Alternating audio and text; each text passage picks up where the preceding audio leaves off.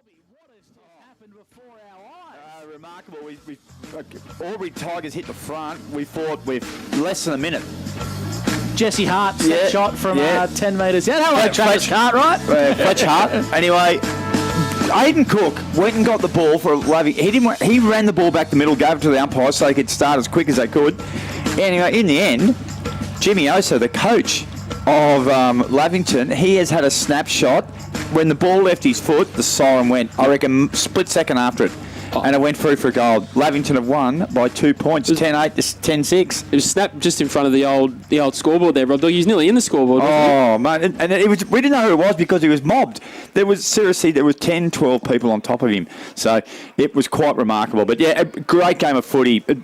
One of the best games of seconds I've watched for a long time. 10-8, 68 to 10-6, 66. And early on today, Gus, it was at a 1 point margin. 1 point margin. To Albury over Lavington. So maybe it's a sign of things to come. Fingers crossed. The players have just made their way onto the grounds. I think we've got one more break to take. So we'll take that here and wrap up our pre-game broadcast. Thanks to Baker Motors on O&M Live. The other side of the break, it's the bounce of the footy. Listening to O&M Live as we gear up towards the Albury Tigers taking on the Lavington Panthers, where you won't miss a thing on O&M.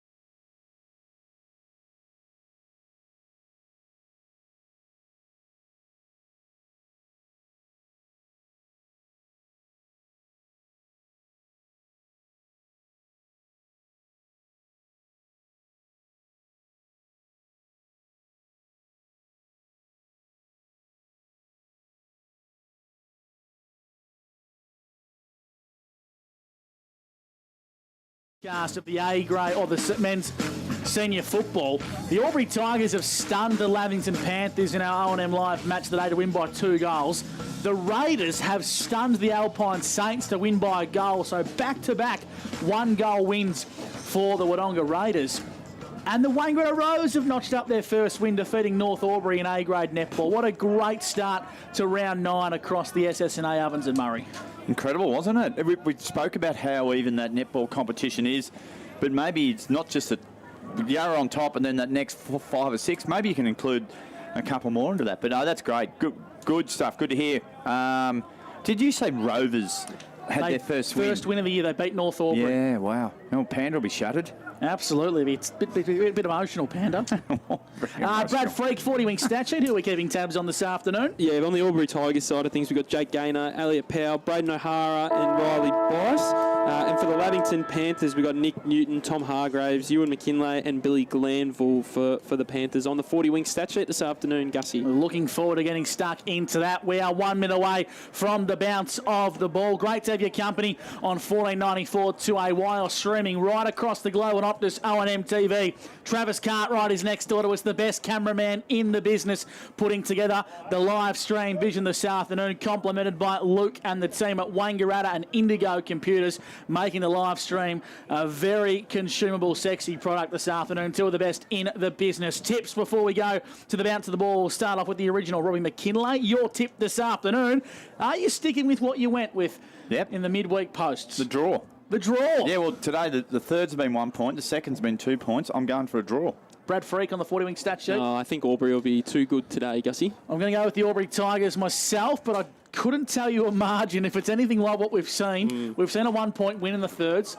We've seen a 2-point win in the reserves, a 2-goal win to the Tigers in A-grade netball. Something's telling me we might have a 3-point result. Albury Tigers by 3 points for mine. Purely because I believe in fairy tales. We don't have a boundary rider this afternoon, but we do appreciate the support of Phil and the team in the Newmarket Hotel. Well, we did have one, but he's on the drink. Well, he's on the other side of the of the balcony. I'm just casting my binoculars across, and I have laid eyes on one Scott Montgomery, who's midway through his third schooner. And he's not talking to us. He's not a team player, is he? No schooners coming over here, is there?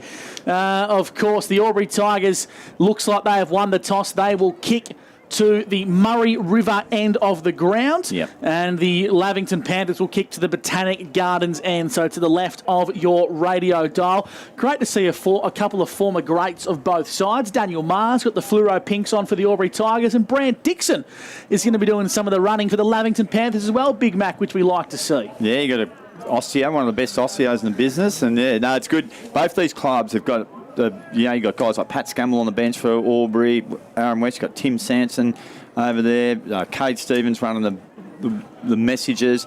They're pretty well equipped, mate, aren't they? All field. Absolutely. First quarter action's coming your way for A-grade oils and batteries. The umpire holds the footy aloft, and you're with Robbie McKinlay on O&M Live. Yeah, a couple of the best ruckmen in the comp. Hannah will go up against Muller. And in she goes. No one really got a decisive tap there, but Muller follows up, kicks the ball off the ground. Ball goes inside forward 50. It's a good start here for the Tigers. Ball bobbing around a bit heavy over the footy was Tommy Hargraves there. Got one high was Billy Glanville. And the man who's got a trotter named after him picks up his first possession. He goes across the ground and he finds Jack Harlan. Tom Hargraves coming straight off. We'll keep an eye on that one, Brad Freak, because he applied a very heavy tackle. We'll see how it pans out. Butler got it, handball to Neander. Neander centre wing, clubroom side of the ground, kicks it long. Big Jack Driscoll was the target, but it's gone out of bounds on the floor, right in front of the netball pocket. And that's where it'll be a free kick coming back in for the Albury Tigers. We've gone about 45 seconds. Yeah, boys, just watching Tom Hargraves on the boundary. He's just doing some walkthroughs at the moment, so just have to keep an eye on him. So a minute gone on the A.T. Jones time clock. Tigers have possession. They kick long down the outer side. Heiner Hennessy on hands and knees.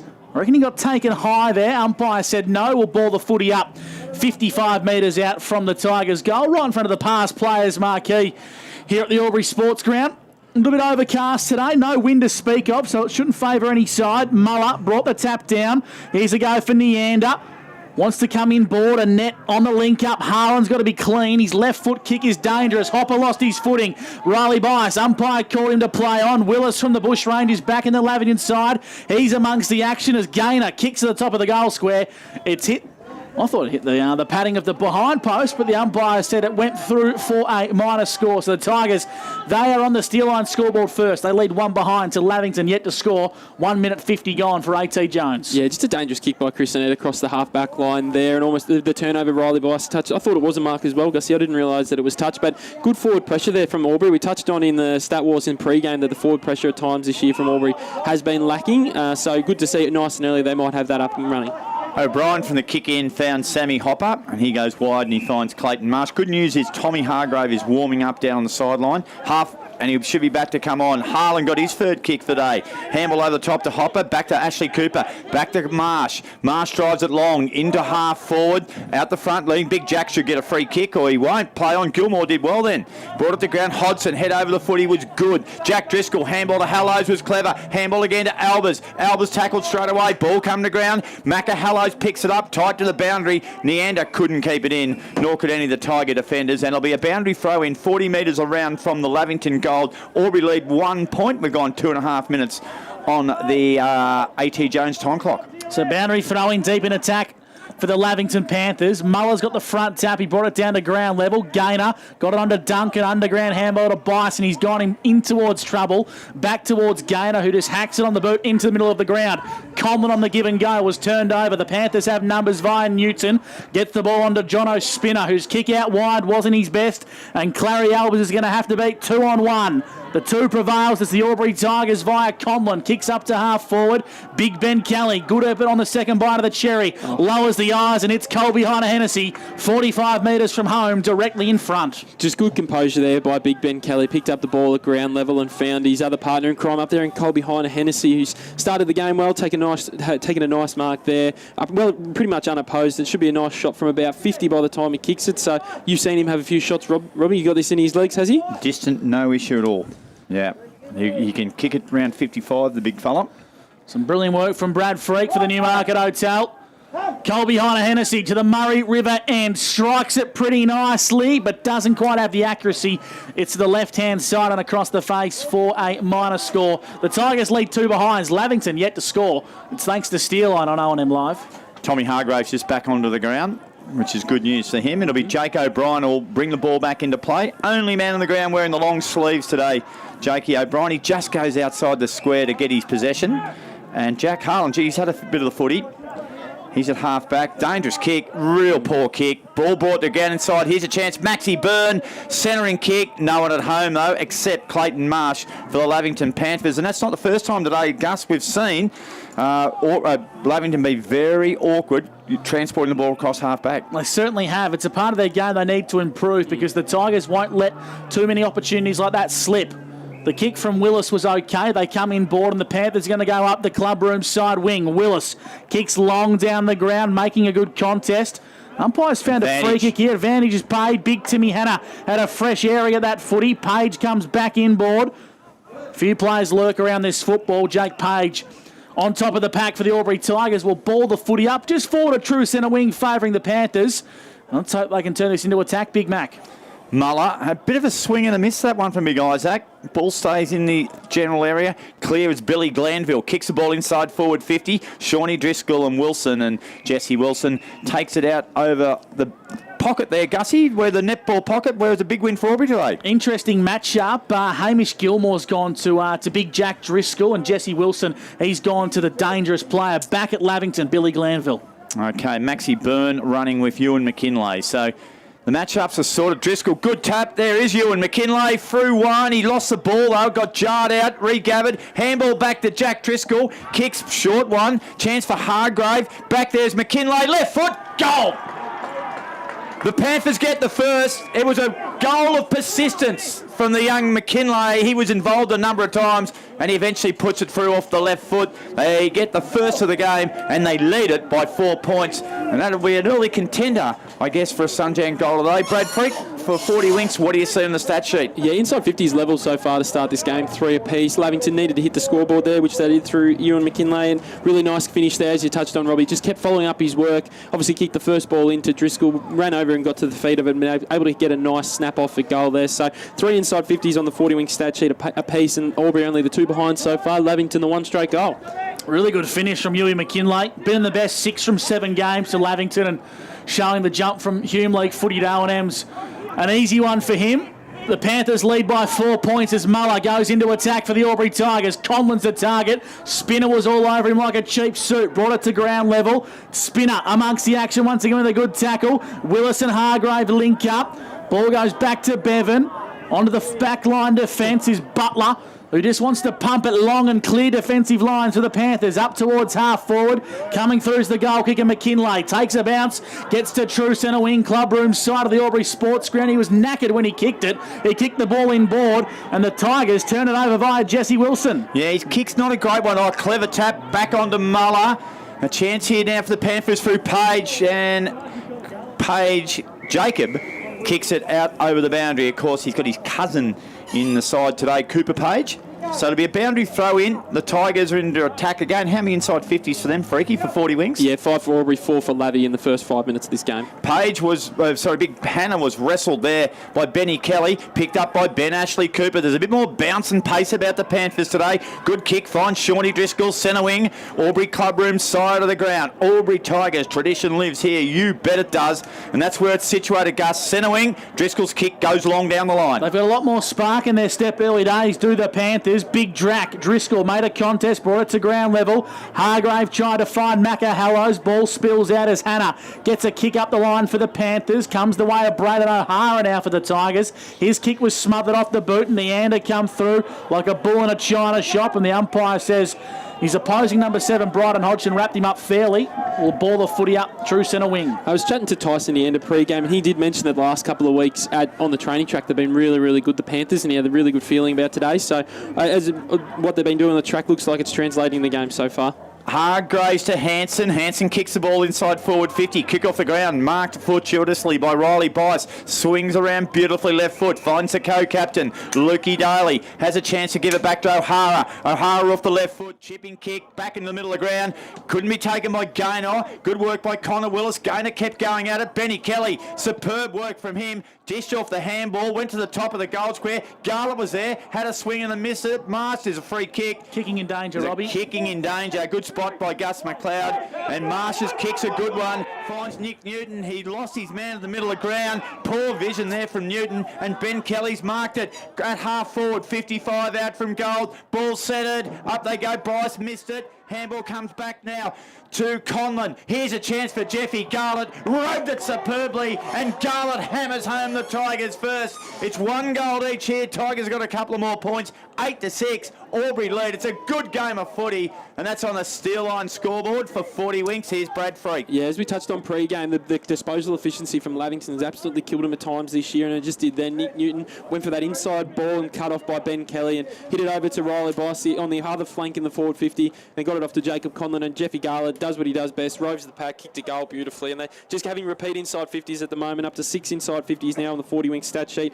4 for Lavington Panthers. Riley Bice is one that's got busy early. He's had 4 disposals to start the game. Can't be turning the footy over as much as what Lavington are doing exiting defensive 50, Rob. He had Jack Curley leading down the line, but he didn't. So Newton was looking to go inboard, and that's fine, but the outer rider for him was definitely here, Curley. Back in the middle, the Tigers lead by 2 points for Steel Line. Coming through now is a net. Got the ball back to Big Jack, who's gone into the ruck. High up and under kick, not his best. Comes out towards the true centre wing position. Big Nick Newton, hands on the Sharon. Umpires found a free kick for a dump free kick. Yeah, it was on Nick Newton. He was just, got a little bit, Spencer Jones just a little bit overzealous with it and just, slung him down to the ground. It was there. First time I've seen Nick Newton live, and he looks a player. He's a very good size, and he's moving pretty well for a big unit. Umpires call him to play on, and he pumps the ball into the hot spot for the Lavington Panthers. Muller, free kick, whistle. It's going the way of Lavington, and it looks like Tim Hanna is going to be the recipient of the free kick. 35 metres out, slight angle. Yeah, just got Muller in a position he probably didn't want to be as a big ruckman down in that sort of key defence area. Just nice, really long kick into him. Got it in nice and quick, and probably just a little bit of panic with the other big body of Tim Hanna around him. Ruckman probably sometimes not the best defenders down there, Gussie. Tim Hanna to the Botanic Gardens end. It's a nice looking kick from Tim, and he snuck it in. The Panthers get their second, and they regain a 4-point lead on the Steel Line scoreboard. 2 goals straight, the Lavington Panthers of the Albury Tigers, 1-2-8.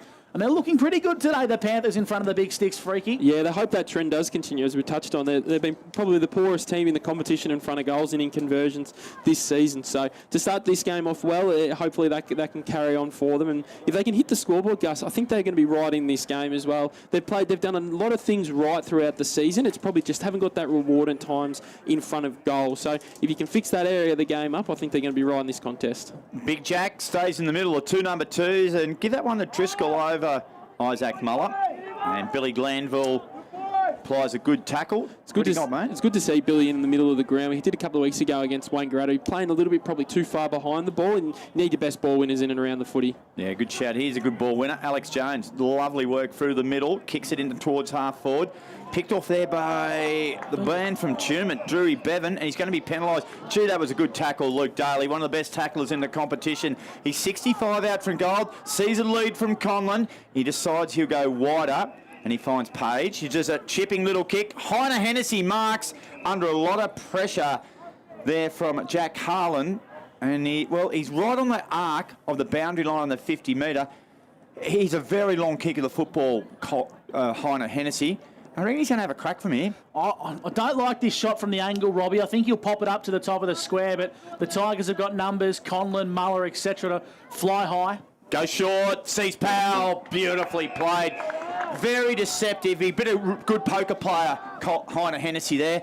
Everyone thought he was having a shot. And Elliot Powell made a nice little move and bang. And clever lead from Elliot Powell. He knew all the attention from Lavington was going to go deep towards the goal square, so he did the old fishhook lead, marked the ball 40 metres from over. This is well and truly within his wheelhouse, the man from Dedarang. Yeah, nice set of pink boots. They'd call them pink, wouldn't you, Gus? Oh, they're more of a salmon number, I think. Salmon?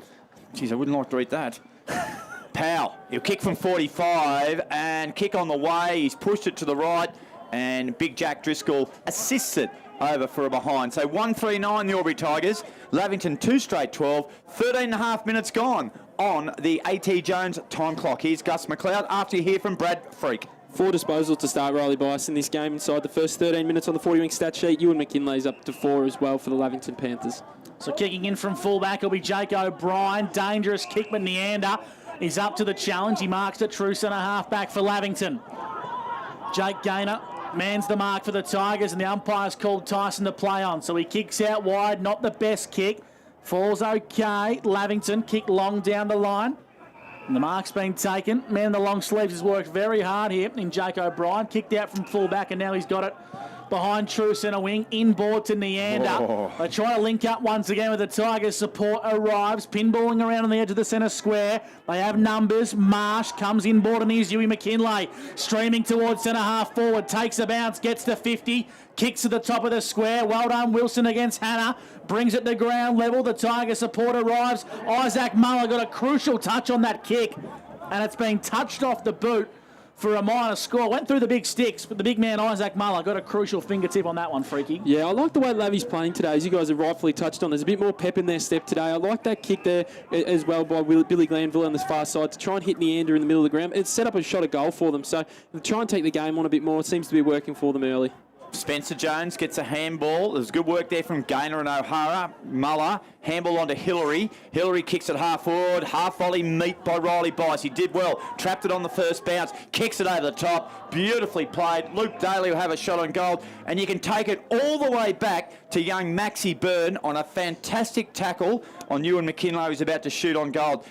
We know young Ewan's quick, but Maxie Byrne did so well, and it probably saved a certain goal.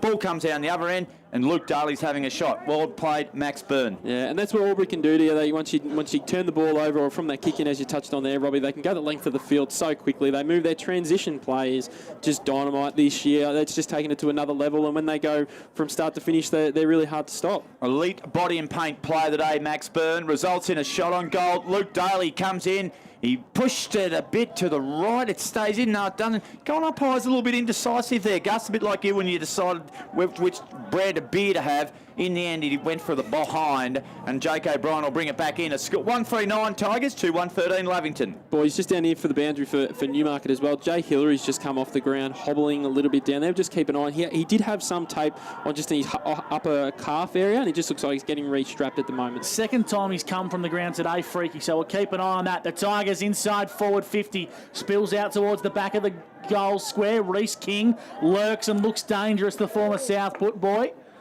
And happy to take this one across the boundary line. Out of bounds is Clayton Marsh. I think he played in the 2019 Premiership, Big Mac. He did, Gus. A very distinctive Lavington-style haircut back then. Boundary throwing deep in the pocket. We've played 16 and a half minutes for A.T. Jones on O&M Live. Conlon and Hannah. Hannah won it, and he got it to Billy Glanville. Glanville's kick's a long one. A lot of Tigers had to go for the ball. They still got numbers at the ground level. Hodson was excellent. How about the kick to Heiner Hennessy, who marks 50 out from goal. Slight angle. And he's going to go for the pass again. He's got Conlon in his books. Oh, Lavington player went down there. Yeah, and he's going to get a free kick. It was Chris Annette. Not sure how he went down, whether he tripped over his own feet, but he's got a free kick, and that's all that matters. Harlan gathers it off half-back. He goes long towards centre wing. Macahallow's in contest there. Wilson brought it to ground, picked up by Maxie Byrne for the Tigers. Handle over the top to Jake Page. Page off the left foot, kicks it towards half-forward. He's going to be too wide, Gus, out of bounds on the full. Boys, I've just been keeping an eye on Jacob Conlon down there in the forward half. The last rock contest a couple of moments ago, he's been holding his wrist, and he's been holding it since then for about the last couple of minutes. He is at the moment, so just one to keep an eye on. He's still out there at the moment, but he's been holding onto that wrist. He's actually been down on his haunches a couple of times, so just have to keep an eye on him for the rest of the day. And Jay Hillary looks very proppy with that calf, boys. So the Albury Tigers, two little injury niggles, and we've only played 18 minutes on the A.T. Jones time clock. Yeah, real concern about Conlon. He is still holding that left wrist. That's a good spot, Freaky. Giving Monty a run for his money. Driscoll kicks over the top, and he finds the ball towards Nick Newton. Just forward to true centre wing. Club room side of the Albury Sports Ground. Kicks into the pocket.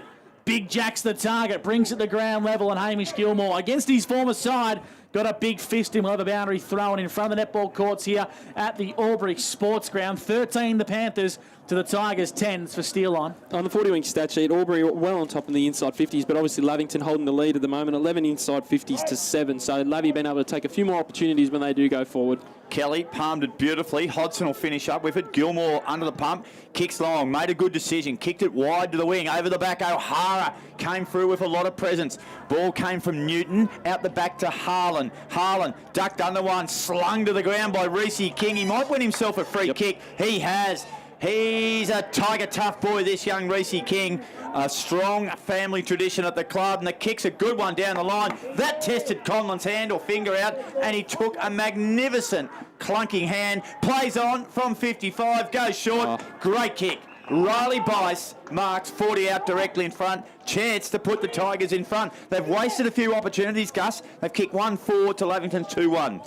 Yeah, as you rightfully touched on there too, Robbie, really good test there for Jacob Conlon's hand or wrist. Didn't look like he was in any issues there, but he is still holding it down there behind the goals at the moment, so didn't look like he was in too much of a pain then. So, and a beautiful vision, and just waited for Riley Bice, who was taking a few more set shots pre-game as well, so might be looking to spend a few more moments down in the forward half in the game today. Another elite body and paint player there, Reece King's tackle was fantastic. The kick from Bice, the umpire moves a long way. They've missed another chance, the Tigers. So we've got a whistle here, boys, off the footy. Blood rule. Gussie, okay. I think. 2-1-13. Claret, I think this might be Harland coming from the ground. And Conlon's coming off, boys. Or is he? Oh, he's a tough bugger. You can't tell if these Griffith blokes. Well, he definitely needs to come with some painkillers, Robbie, because he's holding his wrist for 75% of the game. Jack Harlan, guys, his blood rule it looks like the nose, is it? He's got a fair bit of claret coming from the face. Yeah, it looks like it's just around about the eye, that area. That's where he just looked like he was Oh, yeah. Maybe Now, this will be a commentator's nightmare, probably, because they are wearing their Clash jumper, which is an Indigenous kit, and I dare say there will not be a second one lying around. So you might have to borrow a dirty, sweaty, stinky one from the twos. Yeah, so we just seen Jack Harlan there. So play on from O'Brien again from the kick in, and it's a good one too, and it's marked out there at half back by Joey Hansen. Who's moved to a wing in recent weeks, probably, which I like is a it. move I like, getting involved in the game. His kick's an absolute beauty. Gets it up towards Glanville. Glanville's kick was turned over, and Byrne, who's really impressed me for the Albury Tigers, intercepts, and he pierces the ball inboard to Hillary, who does still look a little bit proppy following a calf niggle. He's come from the ground twice, as Brad Freak spotted for the Newmarket Hotel. He kicks inboard. Elliot Powell plays on, kicks inside forward 50. Dangerous kick, falls the way of Gaynor. Gaynor snaps on goal, took the advantage, and the umpire is going to bring it back. It's going to be a free Don't kick. mind that. It's going to go the way of Luke Daly. And I think it's going to be for a push off the footy against Clayton Marsh, I reckon, boys. Yeah, it was a push in the back that the umpire did pay there. I didn't actually see the contest there as well, Gussie. But again, another really good piece of ball movement there from the Albury Tigers. Elliot Powell in the middle of the ground, looking to hit the other flank out wide. And just to confirm as well, boys, that Jacob Conlon has come off the ground now. He's just getting looked at by the trainers down there at the dugout. From our position here, we can't see a lot what's going on down there at the moment, but he has come off the ground.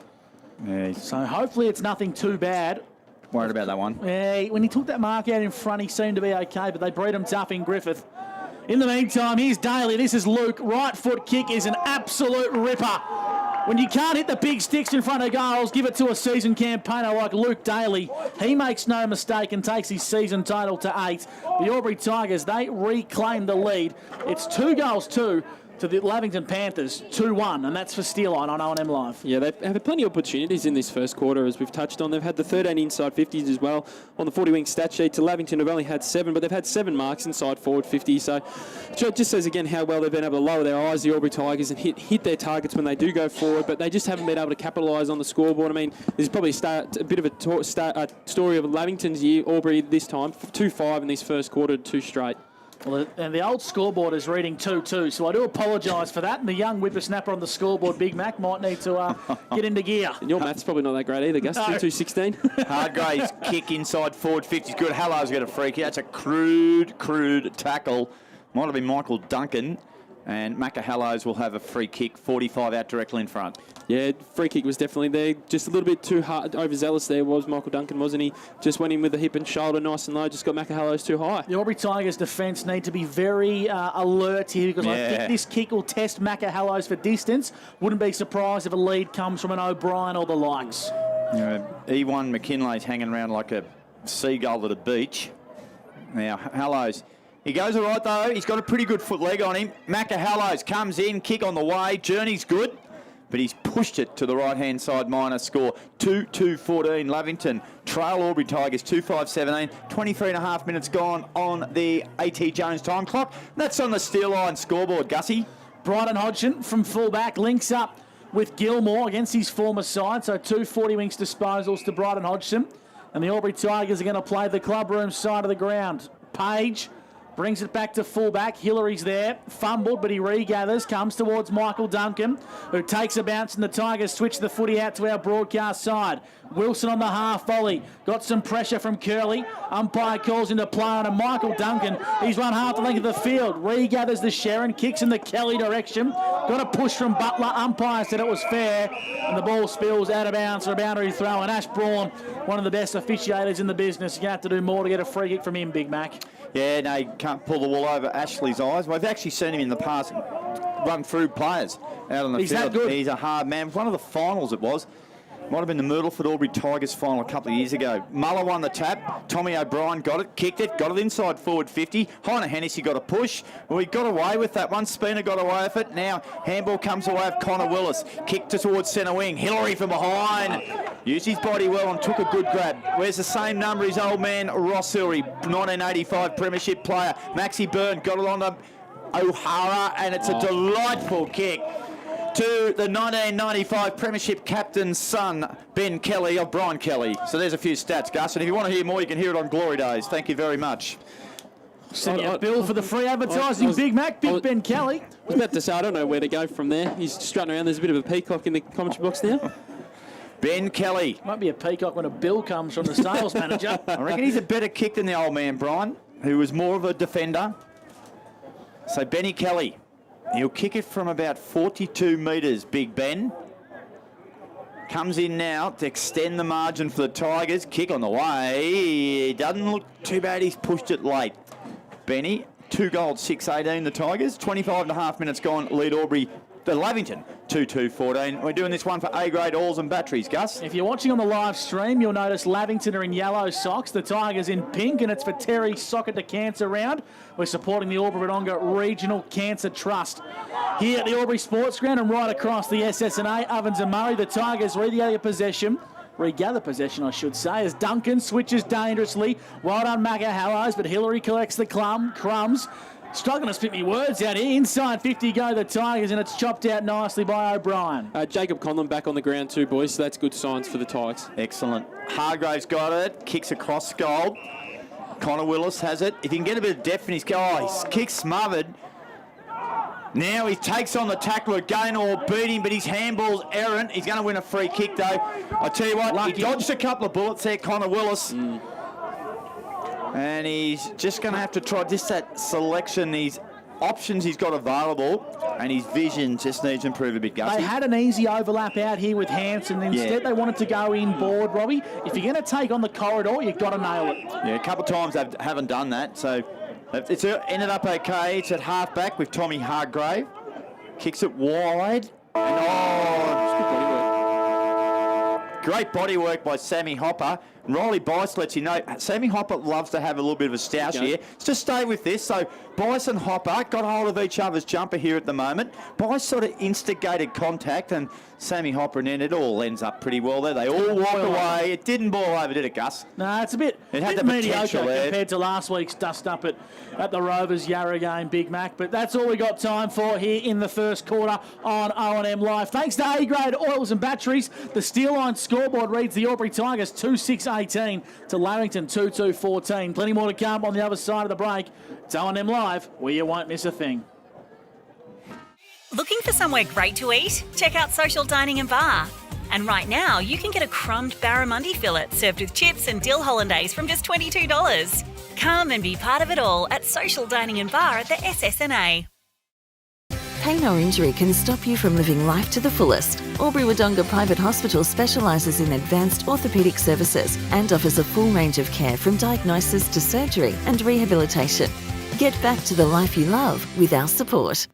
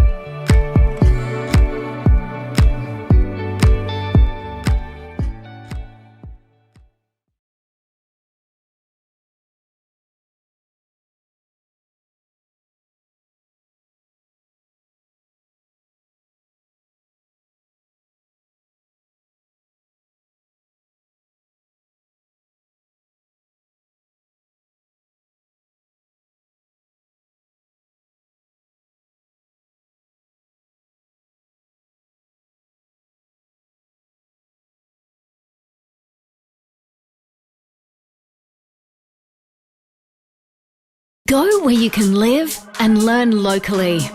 Go where students come first. Go for the choice of 120 courses across 11 campuses. Go for it with GoTAFE.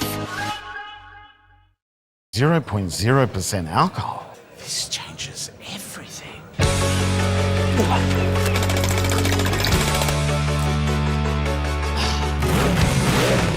Rewrite the rules. Carlton Zero.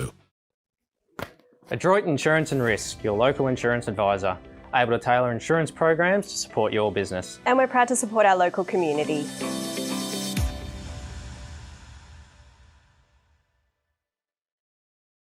How many subscriptions do you have? One for entertainment?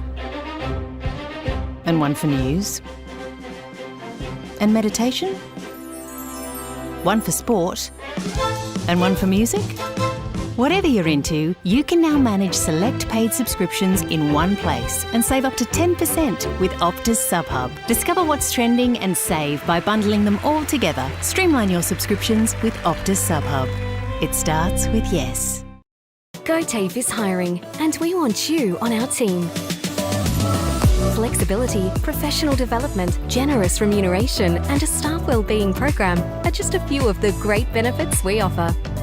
If you have a passion for your skill or qualification and you're looking for real work-life balance, then GoTafe is the place for you. GoTafe is leading, inspiring, hands-on, flexible, fabulous. We have dozens of trainer positions and corporate roles open right now. Get in touch today.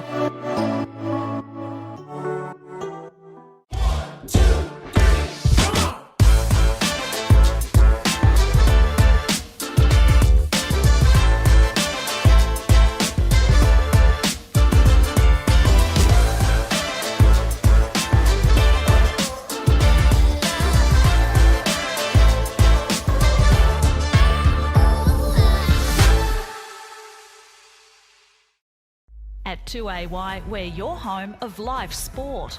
Every weekend, we bring you the best live broadcasts of the Ovens and Murray football and netball. Listen this weekend on your radio or the 2AY app. Live on 2AY. Welcome back to O&M Live. Brad Freak around the grounds for our good friends at Bing Lee, and we believe one of the Boom recruits is making an instant impact. Yeah, the game between the Wodonga Raiders and Myrtleford Alpine Saints. Raiders lead that game by 16 points at the moment. Looks like Harley Bennell's kicked 3 goals in his first quarter in Raiders colours, so good start there. In other games in the Ovens and Murray, Wangaratta Rovers 5 points ahead of North Albury, 25-20 in our other game on 3&E at the moment. It's a barn burner down there. 1 goal, 7-1 behind between the Dogs and the Pigeons. And then obviously, yeah, at the game we're doing here at the moment, Albury 2-6-18 to Lavington 2-2-14. Let's cast our eye over the Optus quarters best for the first quarter. Your local Optus stores, Albury, Wodonga and Wangaratta. Pretty even, Freddie. No real standouts early days. Not really either side, but if you're trying to pick one for either side, you're probably looking at Riley Bias for the Albury Tigers. He had the 6 disposals in that first term as well, and Ewan McKinlay, he had the 5 disposals, kicked in the goal nice and early. His leg speed looks a little bit different compared to a lot of other players out there at the moment. We have a look at the 40 wing stats sheet. Probably the one main area in the team team statistics are Albury had the 15 inside 50s to 8 and only have a 4-point lead at quarter time. So I mean, if you're Albury Tigers coaching staff, you're liking how much ball you're getting forward. Just needed to get a little bit more reward on the scoreboard. 8 marks inside forward 50. The Tigers were able to take to none for the Panthers in that first quarter. If we have a look at the possessional stats, as we touched on, Riley Bias had the 6 disposals on our stat sheet, and for the Lavington Panthers, Tom Hargraves, Ewan McKinlay and Billy Glanville all had 5 disposals for 40 wings. So Robbie, despite the fact the Albury Tigers have had 8 scoring shots to 4, they only lead this game by 4 points, and you're not going to get too many quarters like that where the Albury Tigers give you a sniff. Yeah. Lavington's challenge now is to convert and make the most of their opportunities going inside 50. Yeah, you know, it can come back to bite you. We know that, but I think one thing that they'd be happy with, that they are getting that ball inside forward 50. Probably where they're shooting from, Gus, they just probably need to be a little bit closer. You know, probably Jeffy Garlett's goal he kicked, he roved it superbly off the pack. Just got to get a little bit closer. So they're sort of pinging from that 40 to 45. So not too far away from starting the second term for Wodonga Pumps and Mowers. It's a pretty short siren, but take it away, Big Mac. We're underway. It ran out a bit of puff, didn't it? Anyway, Hannah got the tap. Powell swept upon it. Got a handball to Gaynor. Gaynor kicks it to half forward. Nicely taken by Tommy O'Brien. Well read by Tommy Hargraves. O'Hara. How about that for a handball? Clever work by Riley Bias. Kicked it off the ground. Flush in the guts. He got it. Nice work by Willis. Intercepted by Tommy O'Brien. Left foot snap on goal. That was from that 40-metre arc as well. And it's a minor score. So another behind. 2-7-19 the Tigers. 2-2-14 Lavington. And this quarter, Gussies, for Wodonga Pumps and Mowers. I don't know if there is a Wagga Pumps and Mowers, but if there was, they'd like our call. Yeah, and ring before you go, because it could be shut. That's Wagga. So Lavington at possession in the back line with Adam Butler. Hands on the Sharon. Hopper's the target. It's a well-weighted kick. Elliot Powell gets amongst the action for the Tigers. Hopper wraps him up in a tackle, and Connor Willis is a little bit ginger to get up here, Freaky. Yeah, he just took a really big collision, hit the ground hard there just on his backside. He's getting up now, but he is definitely pretty sore. We'll keep an eye on him. We like the looks of him so far at the moment. Likes to take the game on, so he started the game well. And Jack Harlan's made his way back to the bench, who looks a bit like a mummy with a lot of tape around his head. Up towards centre wing, Michael Duncan for the Tigers, met nicely by O'Brien.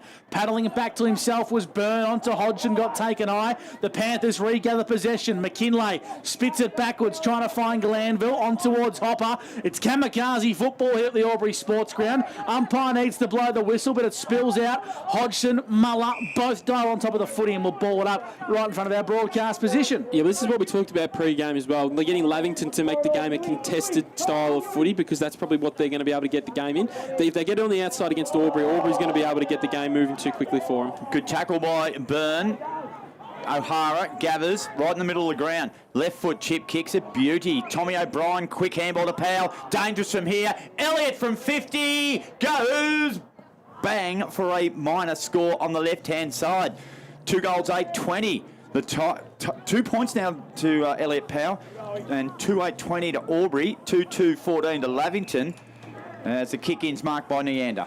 I've really liked Neander's game. He was in the best last week, and he's really starting to adjust to O&M footy following a dominant stint with Brock Barham in the Hume League. Newton goes out wide, not his best kick. It sits okay. The Panthers want to play methodical football, but it's turned over. Wilson intercepts for the Albury Tigers. Left foot raking kick. Finds an unmarked Conlon, and Jacob Marks uncontested. And he wanted to play on, but he wisely goes back and will have a set shot 35, maybe 40 metres out, slight angle. Yeah, just found himself, obviously, with the turnover of play on the wing there by the Panthers. Just got himself in a lot of space. His defender wasn't able to mark him. And, Jacob Conlon lining up for probably what is his first shot at the goal today. I think I can't remember in the first quarter him having a shot. He's obviously had that wrist complaint, so he spent a little bit of time off the ground, but he looks like he's all guns blazing at the moment. Jacob Conlon to the Botanic Garden end, strikes it nicely, but it's across the face. And the Albury Tigers have kicked 2 goals, 9-21 to Lavington, 2-2-14. It's on the CMB truck and bus scoreboard. And the Albury Tigers, Robbie, they're giving Lavington a really big sniff early stages of the second term. 3.5 minutes gone for A.T. Jones.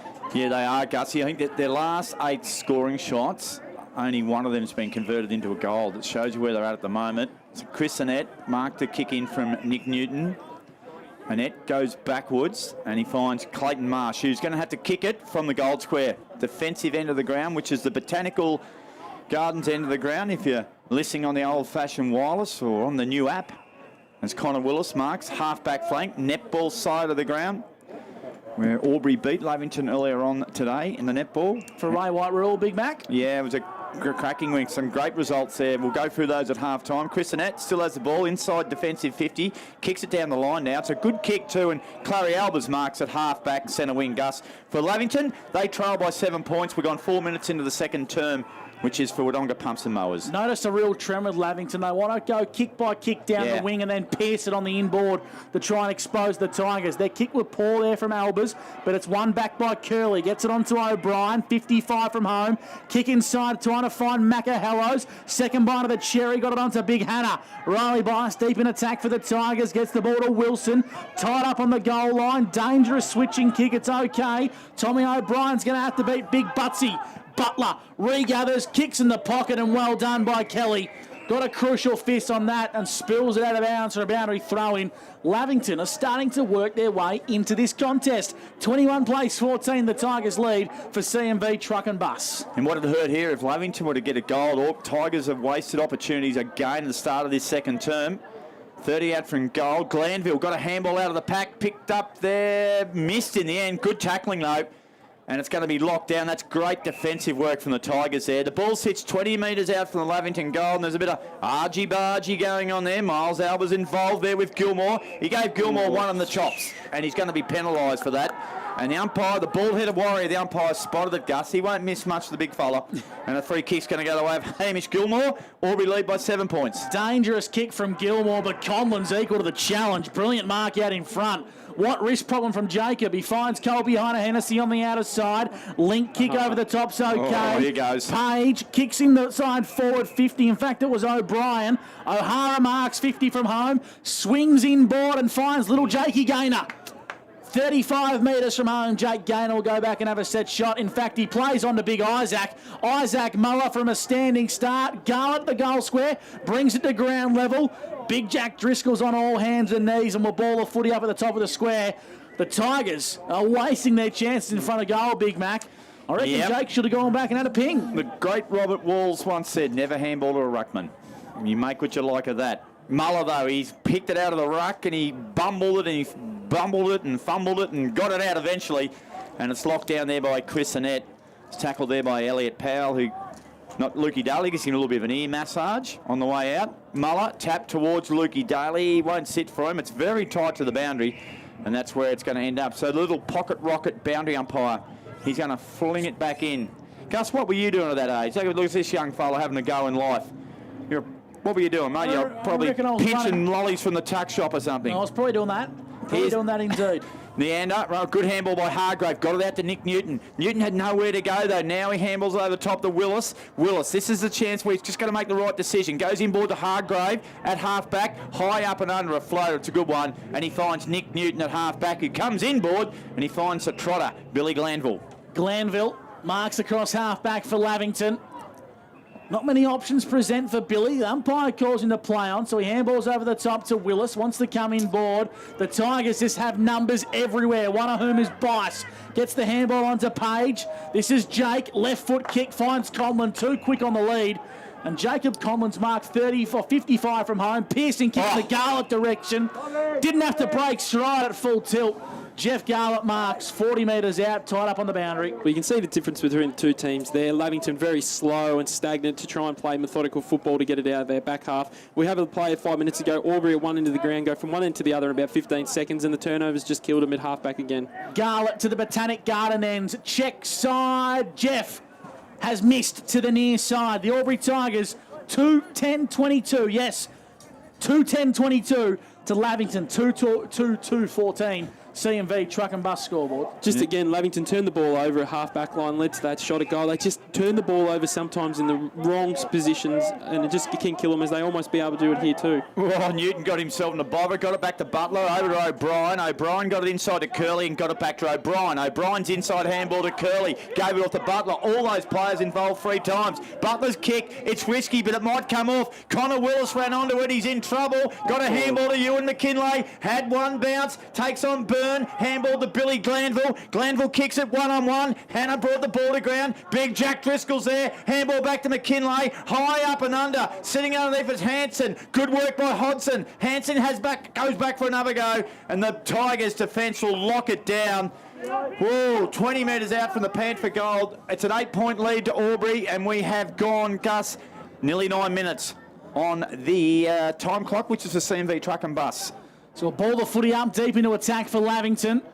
Gee, they'd love a goal here, the Panthers. Muller manhandled Hannah in the ruck. Umpire said nothing in it. O'Brien from a standing start kicks the Panthers third, and all of a sudden it's back to a 2-point ball game.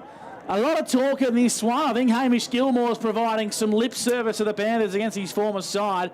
But the Aubrey Tigers, they're ruining their inaccuracy in front of goal. 2-point lead to the Tigers. The Panthers, they kick 3. I don't know exactly what the Aubrey Tigers boys were pointing at then. Looked like they were pointing at maybe the goalpost or something, Gussie. I'm not exactly sure. They weren't calling touch. I'm not exactly sure. But anyway, they were able to kick the goal. But just another injury update for Aubrey. Just like Michael Duncan's coming off the ground now with a hobble. Looks like he might have hurt his ankle in that last piece of play as well. But just going back to in the middle of the ground there with Butler, just looked to go inboard, and it just came off well well for the Lavington Panthers. Just play a bit of chaos footy. Got the ball moving forward. It wasn't pretty. It was ugly, but they kept moving the ball forward. Got the ball in their forward half and able to kick a goal from it as well. So it's probably something in there that they can look at. They've looked really sharp today, Gus, and just need to do a little bit, take the game on a bit more, I think. Around the grounds, thanks to Bingley, Adam Flagg has entered the venue. Great to have Premiership player Flaggy here. And around the grounds, Yakandanda lead 25 to Kiwa Sandy Creek 7 at quarter time. Zach Collins has been taken from the ground, knocked out, concussed. So a big injury blow for the Hawks. Back here at the Albury Sports Ground, you're with Robbie McKinlay from McRae Motors. Yeah, Michael Duncan's off. I think he's okay. He's either got a stinger or a corky or something in the lower calf by the look of it. O'Brien, who kicked the goal, got the handball to big Jack Driscoll, kicks it into half forward. Macahallow's claimed the mark. I thought it was a mark. Glanville's handball's exquisite over to Newton. Newton from 35, screws it back for a minor score. Gee whiz, it looked closer than that. That one would have hurt.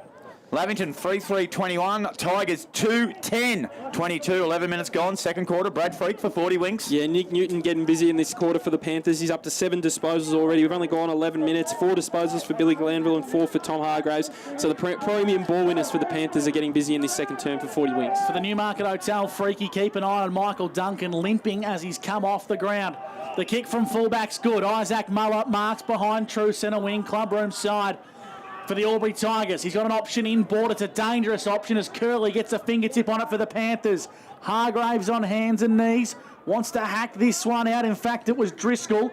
Gets the ball towards the Albury Tigers players. Cooper Page kicks off a dime, out wide to Gaynor. Gaynor plays on, right foot raking kick down the line's good to Heiner Hennessy. He wants to go inside, forward 50. O'Hara, clean pickup, regathers, kicks to the top of the goal square. One-on-one, Conlon. Good work defensively by Spinner. Applies a follow-up tackle on Heiner Hennessy. And take a bow, Jono Spinner, a contender, an elite body and paint player of the day and an ultimate fasteners tough nut of the day. Beats 2 against 1. Boys, Jack Curley here just coming off the ground. I think in the last contest, and he might have just caught one to the head. We'll keep an eye on it. Daly at the footy, stayed over it. He got a good tap from Muller and is running on it, but the Lavington defence hold up. So it'll be a ball up. 20 out from the Tigers' goal. They lead by a point. They've had 12 scoring shots to 6, but they only lead it by a point. 2-10 to 3-3. Muller, won a tap again. Willis kick off the ground by Muller, was smothered. Off the ground by the Tigers. It looked like a sneak in there might have been Reece King. And it's a minor score, so make that 2-11-23. Albury, Lavington 3-3-21. And we have gone 12 and a half minutes on the A.T. Jones time clock. Gus, we're doing this one for Wodonga Pumps and Mowers. Thank you very much. Leander marks in the back pocket. In front of the old grandstand here at the Albury Sports Ground. 2-point ball game. The Tigers lead. Leander kicks long down the line, trying to find a net. Got a bit of a push in the back. Clary Albers comes through here for the Panthers. Yeah. Umpires found a dump tackle here. Talk us to this one, Freaky, for the Newmarket. Macahallow's just got a hip and shoulder to the head. He's just a little bit worse for wear as he gets up off the ground now. So was definitely there. So looks a little bit ginger at the moment as well. So just have to keep an eye on him. On towards McKinlay via hands. McKinlay kicks up towards half forward. Driscoll's got to work. Good gather. This is Sean. Gathers. Handballs over the top. His former teammate Gilmore happy to take this one across the boundary line and out of bounds for a boundary throw in deep in the pocket. Brad Freak, Newmarket Hotel. Yeah, Jack Curley as well when he came off before, boys. Looked like he might have actually got a poke to the eye. So he came off holding his eye around the area looked very red as well as he came off just in front of us. So hopefully he should be all good soon. It will take a while to get over a poke in the eye. It can, can't it? That's a great throw in for that pocket rocket boundary umpire. Jones. Alex has been a little bit quiet today. Here's Billy Glanville, snap on goal and put it through. Oh, that's a cracker from Billy. A steel line goal of the day. It's a Sunjan goal of the day contender.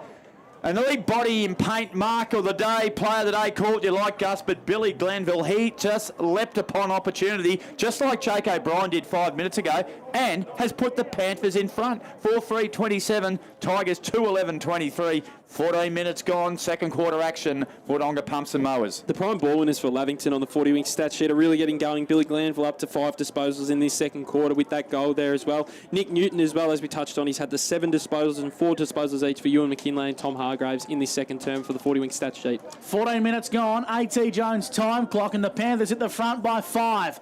Back in the centre. Coming through, the Panthers have numbers. Spills the way of Reece King for the Tigers now. He goes inside forward 50. Luke Daly made a contest. Bice was legged. Umpire said nothing. Hopper got poleaxed. Wow. He got poleaxed by Jacob Conlon, but he's straight to get there to apologise. Well, Gus, that's what happens when Griffith and Leeton people clash, because they hate each other. And that's a Conlon from Griffith, Hopper from Leeton. It was a clash of the Titans. Oh, and there's 50 there as well. I'm not exactly sure what the 50 was for Gussie. Obviously, definitely too high. The free kick must have been some verbals after it, I'd imagine. So Hopper's got the footy for Lavington. He's going to switch, and he finds Haaland, who's rocking a mummy-style headband, and he's changed jumpers. He's in number 63. Here come the Panthers, broadcast side. Nice-looking kick to Billy Glanville. His numbers for 40 winks, Freaky. 11 disposals for the game for Billy. And he's starting to get a wriggle on. Inside 50 goes Bill. Kicks to the top of the goal square. Bryden Hodgson. Elite body and paint mark of the day on the last line of defence. He chops out beautifully for the Tigers, deep in the back pocket. That's classic where Lavy, that's what they've missed all year. That's a really good example. They do all the hard work, but they lack that target up there at tops in that situation. Alex Jones off halfback, clears it nicely. The kick's a good one. Oh, the handball over the top was smothered. Put a lot of pressure on here. Panthers, can they win it? They can't. Page was good. Got it over to Alex Jones. Alex Jones going to have to work hard here. He got through traffic. Handball over the top. Put a teammate under a massive amount of pressure, which was Michael Duncan. Put old Dunks out there. He's just come back on the ground, and he's had to work overtime for a couple of those kicks. He won a free kick, Gus, but by geez, he earned it. 16.5 gone. Lavington 27, Tigers 23. It's a cracking, tough game of footy, this one. King spills it out towards Bice, who slaps it forward. Lavington going to have to be really clean here. Ashley Cooper got it towards Hannah. Hannah got it onto Hopper, and it spills out of bounds for a boundary throw. And around the grounds to Brad Freak for Bingley. Yeah, Yarrawonga up by 5 points up at the Wodonga Bulldogs. 5 points also for Wangaratta Rovers over North Albury. And the Wodonga Raiders up by 4 points against Myrtleford in that game as well. So all games under a kick, Big Mac in the O&M. Yeah, it's good stuff. Loving it. The netball was close, and the football's following suit. Kick off the ground was okay. Newton overran it in the end. Kick here in by Page, who's been good today. Defensive punch behind was Harlan. Fell the way of Marsh. Marsh kicks it to half forward centre wing. Good defensive work there from the Tigers was Cooper Page. Hunting the ball was Driscoll. Powell set over it. Oh, well done, Shawnee Driscoll. He had to beat 4. Got a handball to Hanson. Get rid of it, son. Got to be quick. Gaynor was brilliant. Just got a little hand in on it. They were off to the races otherwise there. Just these little things in this game are making big differences. There's pressure, there's little great acts, there's a lot of elite body and paint players of the day here, Gus McLeod. Centre wing, 17.5 minutes gone. Lavington lead by 4 points. Free kick, going to go the way of the Panthers. Vantage wheel played, onto Neander, spots O'Brien, Dunklin behind, brought the ball to ground. O'Brien cleverly tapped it towards Hopper, through traffic, handball to Jack Driscoll. Driscoll, shot on goal, puts it through. Panthers extend the lead to 10 points.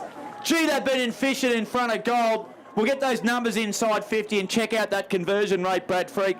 But after 19 minutes in the second quarter here, Lavington lead it by 10 points, and that's on the C&V truck and bus scoreboard. Yeah, Albury completely dominating the inside 50s in this game, even in this quarter, 8 inside 50s to 6, but Lavington are the ones that have been able to get on the scoreboard, and actually for a first, probably one of their first games for the year, get in front of the ledger, kicking more goals than behinds, and just taking more advantage. Obviously, Albury haven't been able to do that in front of goals. As we touched on, Lavington 5-3-33, Albury 2-11-23 at the moment in this game. A game-high lead of 10 points to the Lavington Panthers at the 19-minute mark of the second term for Wodonga Pumps and Mowers. Hannah won the tap, and here come the Panthers once again. Elbers needs a clean bounce, doesn't quite get it. Hillary was good for the Tigers. Powell come through, caught one high. Umpire Ash Braun saw that one. That's going to be a free kick to Elliott. Been paying those free kicks all day today, so very consistent there from Ash. And that's what we like. Elliott comes to Jake Gaynor, who marks with some support from Billy Glanville on the mark. That's why he's one of the best umpires, Gus. Ash Broughton. Here comes Gaynor. Umpire calls him to play on. He kicks long down the line, turned over. The mark has been taken.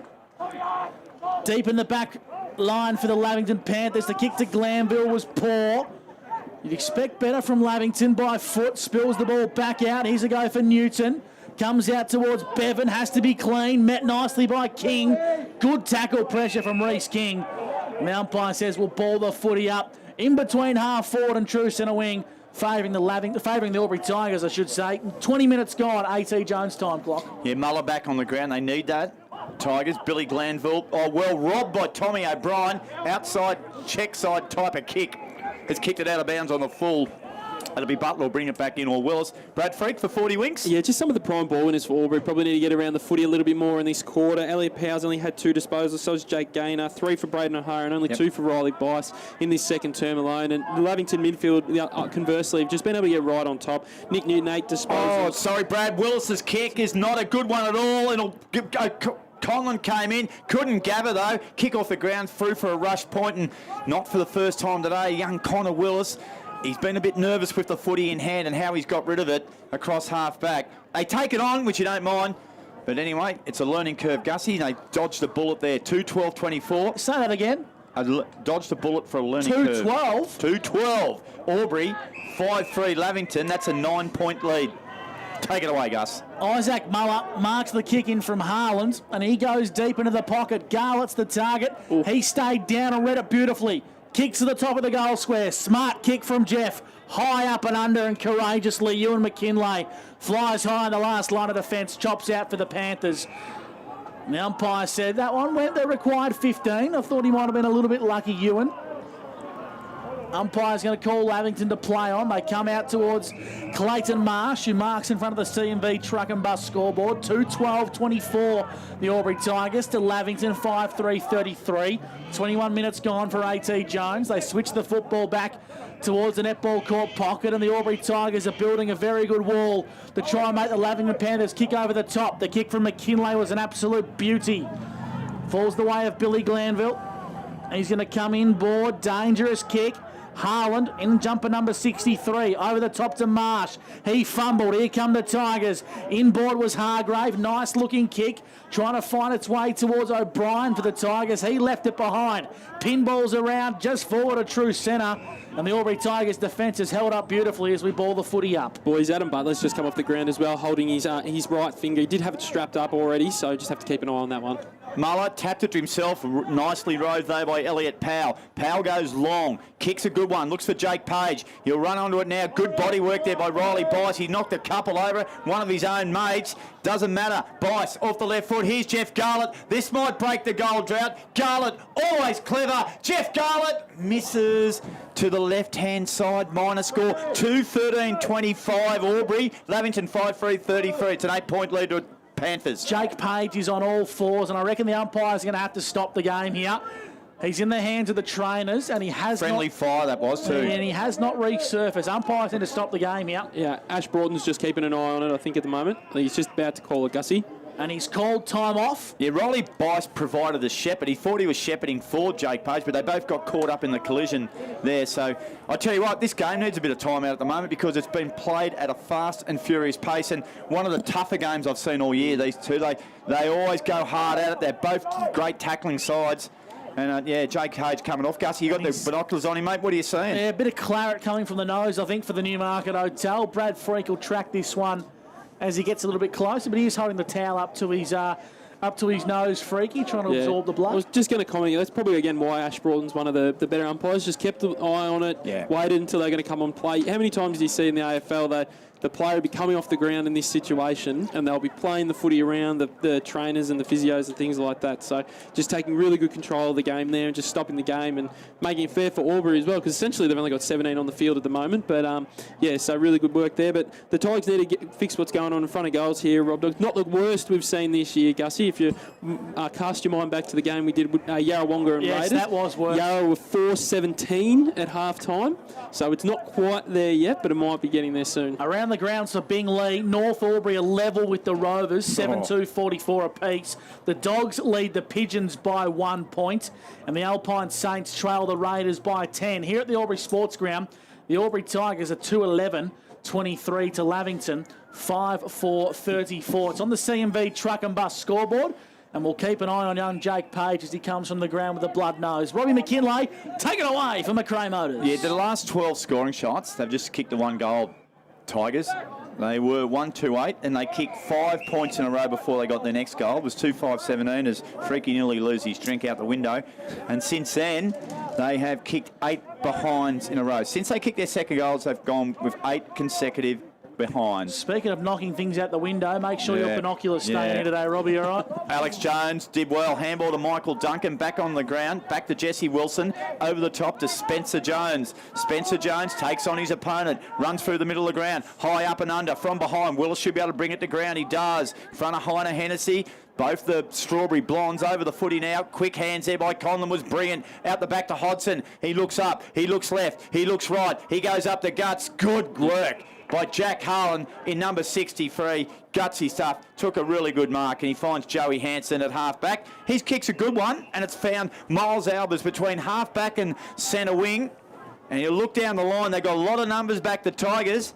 Big Jack's going to have to do it all, Gus. He got knocked off the ball cleverly by Wilson. Wilson's handball was intercepted, though. Macahallow's brought the ball to the ground. Genuine contest on offer here. Wilson won it again. Handball shovels out the way now to Hodson, and Hodson will kick it down the line. Kelly's the target, gets it on the half volley, but couldn't gain clean possession, and it spills out of bounds for a boundary throw-in. Brad Freak, special comments for the Newmarket Hotel. Yeah, Albury just had plenty of the ball. They've had 10 inside 50s in this term, but they haven't been able to convert on the goal sheet, where Lavington only had the 6. So they've just taken full advantage when they have gone forward. As we touched on, Lavington's ball winners have got right on top. Nick Newton, 9 disposals. Tom Hargraves, 8. And Billy Glanville have had 8 in this second term on the 40-wing stat sheet. Free kick from the non-officiating umpire here. It's going to go the way of Isaac Muller for a ruck infringement.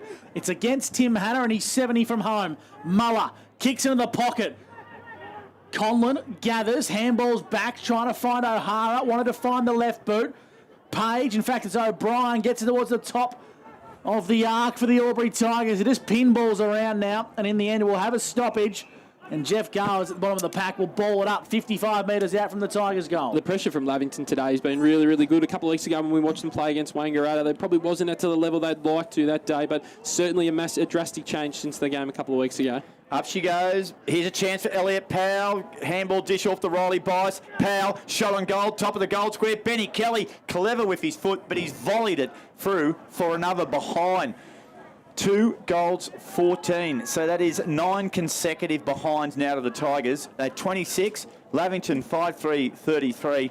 And we've gone 27 minutes on the CMV Truck and Bus scoreboard. Gussie McLeod, take it away, young man. O'Brien chips nicely.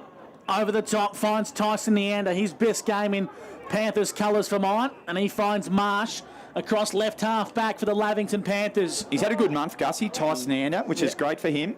Inboard to O'Brien. O'Brien's gut running has really impressed me today.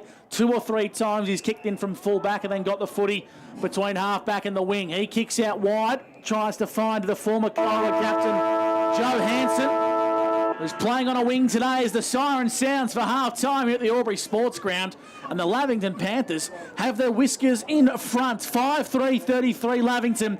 They lead the Albury Tigers 2-14-26. The Tigers horrifically inaccurate in front of goal, but luckily we've got a ball game on our hands. 33 plays 26 on the CMV Truck and Bus scoreboard. Plenty more to come on the other side of the break. It's O&M Live, where you won't miss a thing. Looking for somewhere great to eat? Check out Social Dining and Bar. And right now, you can get a crumbed barramundi fillet served with chips and dill hollandaise from just $22. Come and be part of it all at Social Dining and Bar at the SSNA. Pain or injury can stop you from living life to the fullest. Albury Wodonga Private Hospital specialises in advanced orthopaedic services and offers a full range of care from diagnosis to surgery and rehabilitation. Get back to the life you love with our support.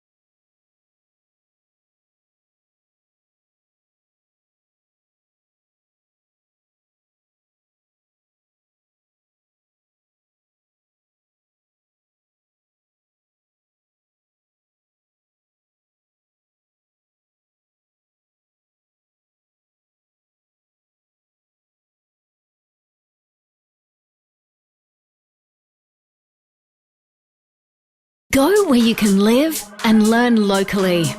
Go where students come first. Go for the choice of 120 courses across 11 campuses. Go for it with GoTAFE. 0.0% alcohol. This changes everything.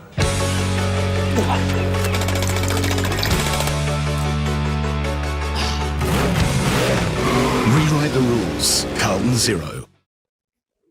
Adroit Insurance and Risk, your local insurance advisor, able to tailor insurance programs to support your business. And we're proud to support our local community.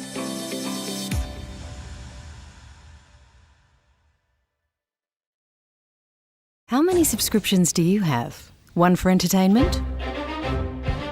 And one for news? And meditation? One for sport? And one for music? Whatever you're into, you can now manage select paid subscriptions in one place and save up to 10% with Optus SubHub. Discover what's trending and save by bundling them all together. Streamline your subscriptions with Optus SubHub. It starts with yes. GoTAFE is hiring, and we want you on our team. Flexibility, professional development, generous remuneration, and a staff wellbeing program are just a few of the great benefits we offer. If you have a passion for your skill or qualification and you're looking for real work-life balance, then GoTAFE is the place for you. GoTAFE is leading, Inspiring. hands-on, Flexible. Fabulous. We have dozens of trainer positions and corporate roles open right now. Get in touch today.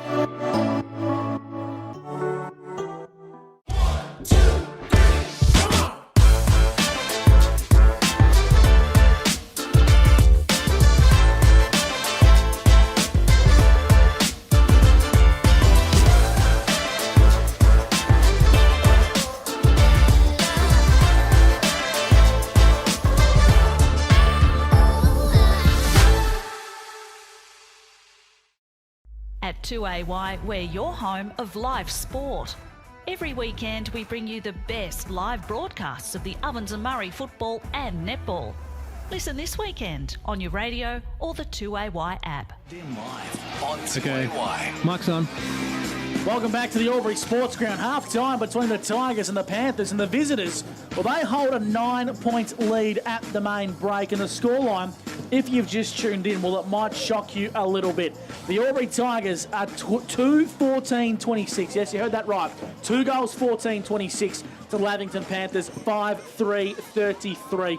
The rest of the ground scores freaky.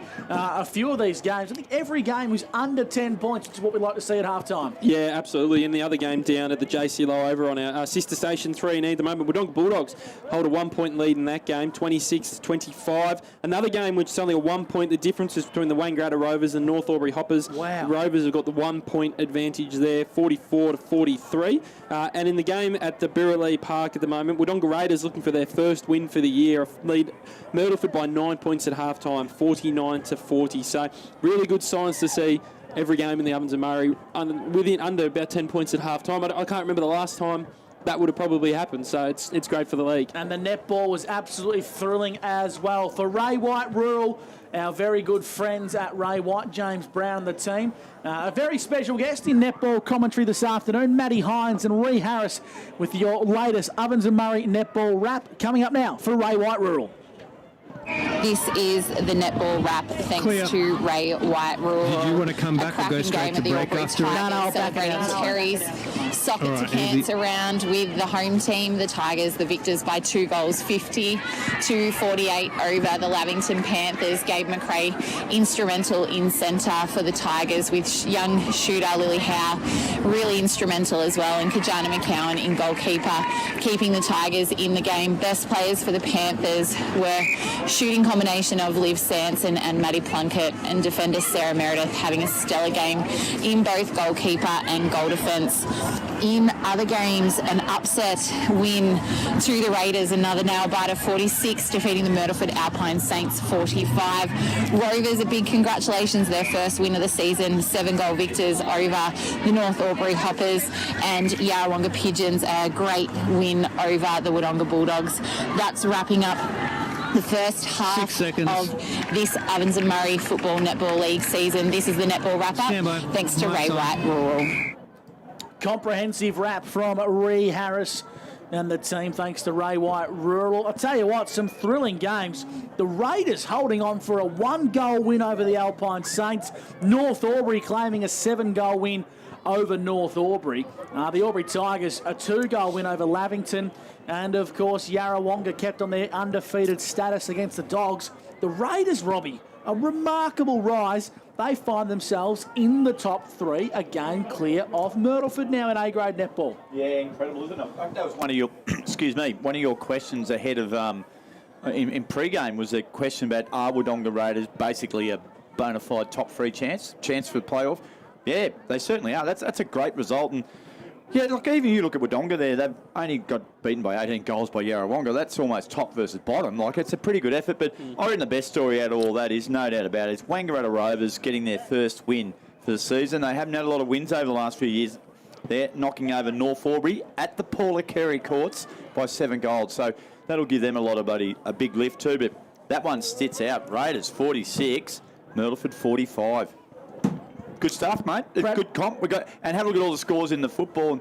We haven't seen an even round like this for a long time, both grades. Absolutely not. Brad Freak, talk us through who you think have been the Optus quarters best for the the second quarter, I should say, and what's happening on the 40-wing stat sheet. Yeah, for the Lavington Panthers in that second quarter, it was probably Tom Hargraves, in my opinion. He's just his grunt work in the middle of the ground. I thought he was the one that really the catalyst to get him going. Him and Billy Glanville probably worked hand in hand in that midfield department for him to get the ball moving forward. I thought Jesse Wilson across the half-back line for Albury Tigers in that second quarter as well was really, really strong. So they'd be they're my Optus quarters best for the second quarter there. If we have a look at the 40-wing stat sheet, Albury is absolutely dominating the inside 50s. They're plus 11 at the moment, 25-14, but just haven't been able to translate it in goals on the score sheet, as we keep touching on their inaccuracy in front of goal as well. Their marks inside 50, they've been able to lower their eyes and find targets, but they just haven't been able to have shots at goal. I think a couple of times when they did go forward, Jake Gaynor is one that sticks out in my memory. He had a relatively easy shot, probably about 35-40 metres out,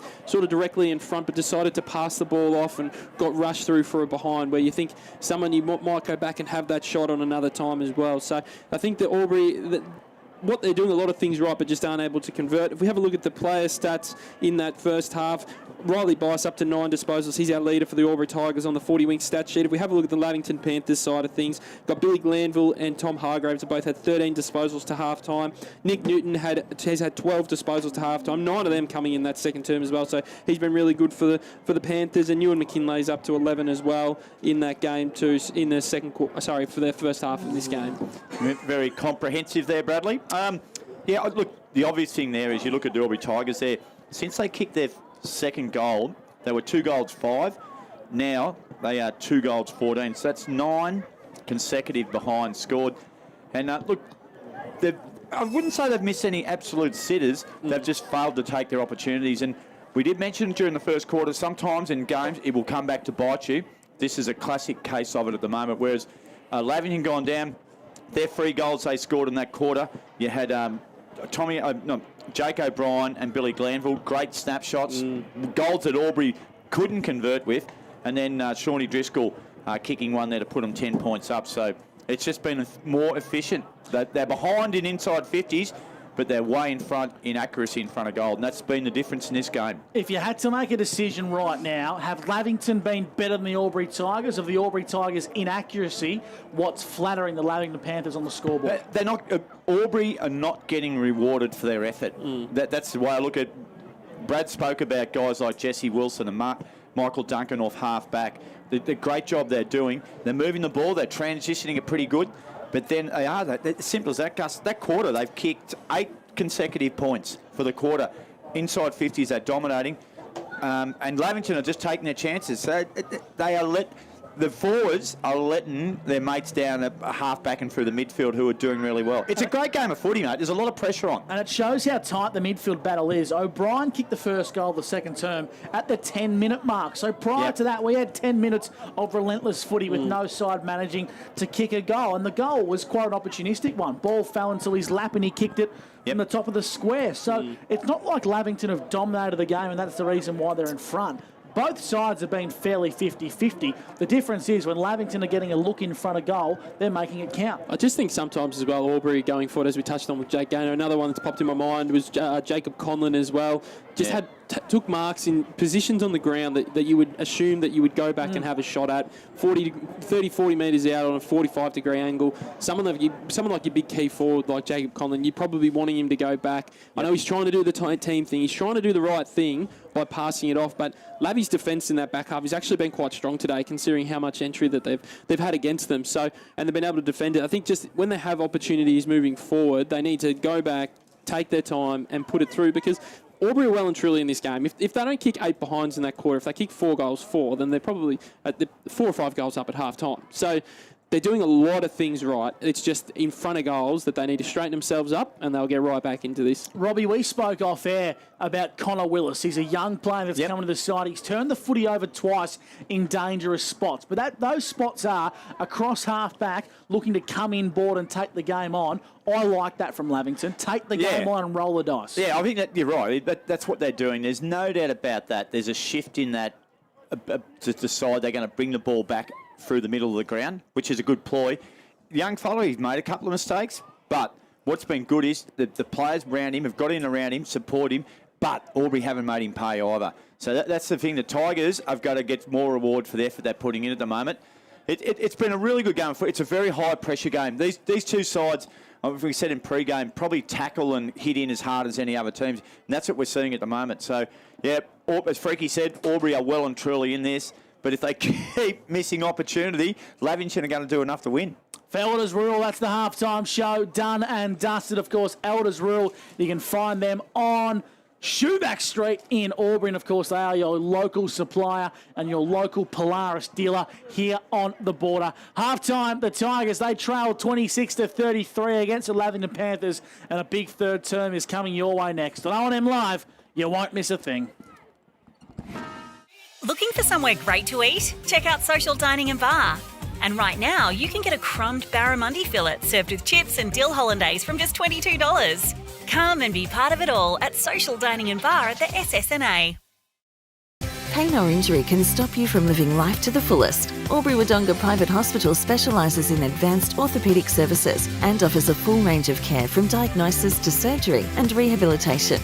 Get back to the life you love with our support.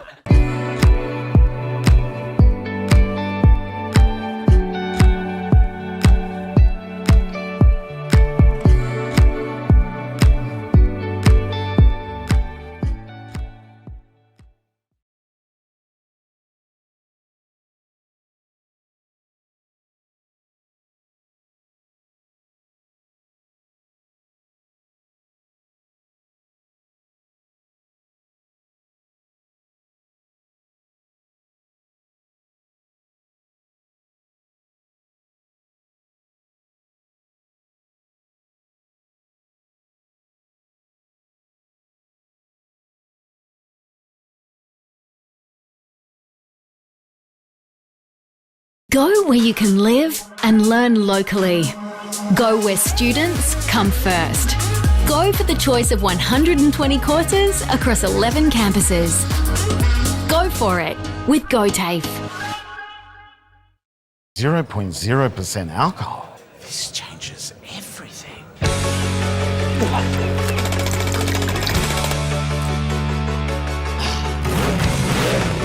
Rewrite the rules. Carlton Zero.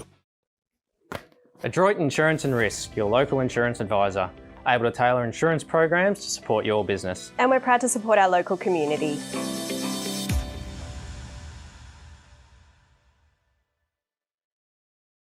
How many subscriptions do you have? One for entertainment? And one for news? And meditation? one for sport, and one for music? Whatever you're into, you can now manage select paid subscriptions in one place and save up to 10% with Optus SubHub. Discover what's trending and save by bundling them all together. Streamline your subscriptions with Optus SubHub. It starts with yes. GoTafe is hiring, and we want you on our team. Flexibility, professional development, generous remuneration, and a staff wellbeing program are just a few of the great benefits we offer. If you have a passion for your skill or qualification and you're looking for real work-life balance, then GoTafe is the place for you. GoTafe is leading, Inspiring. hands-on. Flexible. Fabulous. We have dozens of trainer positions and corporate roles open right now. Get in touch today. There's only 3 on the Albury bench now at the moment. It did seem like Jake Page walked off the ground very slowly compared to the rest of the team. So I'd suggest he's probably not taking any further part in this game, seeing he's not back on the bench. He may pop up, but I don't think we'll be seeing him again today. Of course, if you just joined the broadcast, Jay Hillary's a little bit proppy. Conlon looks like he's got a bit of a wrist complaint, and they might be the walking wounded, the Albury Tigers. They've got a big battle in front of them. They trail 2-14-26 to Lavington 5-3-33. Umpire holds the Sherino off. Welcome back to O&M Live. Big Mac, hit it for Indigo Power. Hit it! Thanks, Gus. Thanks, Gus. Hanno on the tap. Got it to Tommy Hargrave. He gets a left foot kick high up and under. Riley Bice sits on it. Very courageous grab by Riley Bice. Swings around on the left foot. Kicks it nicely. Heiner Hennessy marks right in the centre of the ground. Looks for Jacob Conlon as an offering, and he dines him. Gee, that's a good kick. It was a great lead by Conlon too. He went out on the right-hand side arc, then he pushed back swung back to the left. And Heiner Hennessy read that lead, and it was a beautifully weighted kick, Freaky. Yeah, well, it's made Conlon actually lead to that area of the ground. It's good to see here. We touched on half-time. Jacob Conlon taking a bit of ownership in that forward half. Looking like he's going to go back. Have to kick it every bit of probably 52, 53 metres to get it, but put this one through to be right on the right tone for the Tigers to start this second half. Kicks it from 52 to Jacob Conlon. Benny Kelly's in the gold square, and it's fisted through by Adam Butler for a minor score. 2-15, Gus. 27 Albury Tigers. Lavington 5-3-33. Early stages, third quarter, which is for Indigo Power. Billy Glanville in the back pocket for the Panthers. Please, numbers, Brad Freak. 14th disposal coming up for Billy now. And he's starting to have a lot more impact on the game, which I like. Not just racking up disposals. Kicks long down the line. Wilson flew high for the Tigers. Macahallow's handballs over the top. Losing his footing was Ashley Cooper. Alex Jones shoves off Driscoll. Driscoll got him again, and that's holding the footy. Well done, Sean Driscoll. Free kick to Lavington. Umpire said, bring it back here. Liked his game today, Sean Driscoll. Done a lot of the little things well for Lavy. Last 10 scoring shots for Albury, all been behinds, gentlemen. How's that for a 40-wing stat from the Big Mac? Yeah, not bad, eh? Driscoll kicks long down the line. Hannah's the target. Moa made a contest. Ashley Cooper comes through. Got to get rid of it. He does. Macahallow's on to Glanville. Glanville kicks in the Driscoll direction. And Big Jack marks. 35 metres out on a 45-degree angle. This will be the dream start for the Panthers. Their first mark inside forward 50 all day for the Panthers as well. Wow. But they just haven't had too much ball down there, as we touched on at half-time, but just been able to take a full advantage of it, Gussie. Big Mac thinks he's got a pretty good 40-wing stat, and Freaky just comes in with a trump card and goes bang. I was nearly going to throw the board in and go home if Robbie was going to keep pulling up the stats, so I thought I'd better do something. I was at the canteen with Jack before the game. He knocked a big pie into him. Let's see if it's paid dividends. Pre-game of the breakfast of champions, I'd say, Robbie. Here comes Big Jack to the Botanic Garden end, and he's hit the stick. He's hit the left-hand goalpost. 5-4-30 for the Panthers. The Tigers 2-15-27. It's thanks to our good friends and Inspirations Paint on O&M Live. I was only joking. He had a solid roll. Powell kicks it into no one in particular. It's marked by Joey Hansen. Could not believe his luck. Hansen, 70 out from goal. Kicks not. Oh, it is okay. Gee, Tommy Hargraves marked that between a big pack of players. Gee, I tell you, Elliot Power was lucky not to get nailed for 50, but I don't mind that. It's common sense sort of umpiring. Hargraves, chipping kick, top of the square. Oh, Mark Sean Driscoll took a good one. He centred it about 40 out from goal, and Driscoll took a mark. He got a little bit of an ear massage. Might have been young Spencer Jones, where we'd give it to him, but he's going to live. He'll be all right. It was a good kick there by Tom Hargreaves. Just put it out into space and made Sean Driscoll lead out into it. And this is the part of the game that Lavington have to make it count, Robbie. They're not going to get as many looks as the Albury Tigers. When they go inside 50, they need to hit the scoreboard and put the Tigers under the pump. Very true, Gussie. This is a big kick. A big kick for their season. They lead by 7. Sean Driscoll, 40 out directly in front. Botanical Gardens end, and he's pushed it to the left-hand side. Off hands, minor score. 5-5-35 Lavington. 2-15-27 the Albury Tigers. That's 4 minutes gone on the Inspirations Paint scoreboard. Wilson kicks out wide for the Tigers, finds its way to Spencer Jones. On the Murray Magpies best and fairest last year. Returns to his junior club, and the kick was poor. Out of bounds for a boundary throw, and right in front of the Albury Tigers race, which will lead up to Scott Montgomery, who's midway through his third schooner of this second half. You'd hope so. Just in that instance there, Spencer Jones just needed to move the ball a bit quicker. Had a Colby Hine and Hennessy and had all space to himself. Just needed to move the ball a bit quicker than the Tigers. Powell got a quick kick. He was hurried. Willis for the Panthers, met nicely by King, umpire. Ashbourne lurks, and he's paid a dump. Yeah. He's paid a dump tackle against King, and it's going to go the way of Willis for the Panthers. That was 100% there. Had his arms pinned and just drove his head into the ground. He's not in a great way. He's getting to his feet now, though, Robbie. Yeah, what King's tackle, I didn't think was too bad, but there was a teammate for the Tigers come in and actually pushed him as well. And that sort of made it a little bit tougher. Anyway, he plays on, and his kick's good. He finds Billy Glanville at centre wing. Keep calling the action, Robbie. I will. I know what you've just found. Thank you very arrived. much. We'll hear from Gus in about 10 minutes' time. Kicks long. Wilson missed it over the back. They got numbers, though. Wilson's recovery. How about that? Left foot barrel, if you don't mind, towards Heine Hennessy. And it was brought to ground. But Heine Hennessy, I think, has been terrific today for the Tigers. Gets the free kick. Played on immediately. Got it to Braden O'Hara. Looks for Benny Kelly. Got it on the first bounce. Tackled by Butler. And he's thrown over the boundary line. And he says, throw it in, boundary umpire Gus. Half forward, 70 out from the Tigers' goal. And it's a 35-27 point lead to Lavington. Around the grounds for Binglee, North Albury lead by 2 goals over the Rovers. Up the road at Bunton Park, Mullers in the ruck, brings it to the ground level for the Tigers. On hands and knees, Jones trying to bustle his way through. He's wrapped up in a tackle. And the umpire says, give it here, boys, we'll ball it up. How would Panda be at the moment, boys? He'd be pretty excited. Nervous. He'd be nervous. It's a long drive from Yarrawonga to Bunton Park, so he'd have a lot of time to collect his thoughts. Here's a go for Newton. Just pumps it long down the line for the Panthers. Big Jack got clean bowled. Falls the way of Hodgson for the Albury Tigers. He's got to beat Albers. Handball was good in towards Jones. Jones on to Duncan. Duncan comes in board and he finds Max Byrne. I like this kid. Yep. He's going to be a good footballer. He finds Jesse Wilson, the madman from Howlong. Kicks in board, trying to find Powell. Neander met him head on. Willis has to be clean. Fumbles his second go of it. Reece King comes through. Clever pick up for the Tigers. The Tigers regather possession and will ball the footy up between true centre and centre half forward for the Albury Tigers. Here on R09 Live, the Panthers lead 35-27 for Inspirations Paint.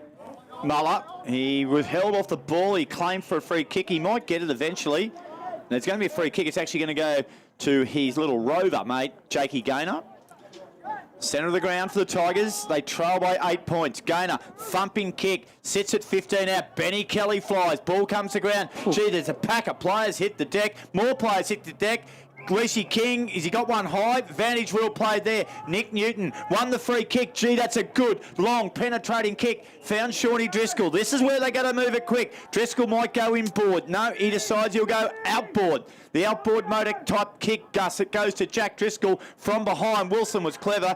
Got it on to Hillary. Hillary kicks the middle of the ground. Finds Heine Hennessy, and he dishes off now to Tommy O'Brien. Kicks inside 50. O'Hara on the lead. He marks in space. Have a shot, Braden. And Braden has got this well and truly in his wheelhouse. He'll kick it on a 45-degree angle. No, he won't. He'll hit Jeff on the lead, 35 metres out directly in front. Lavington caught napping in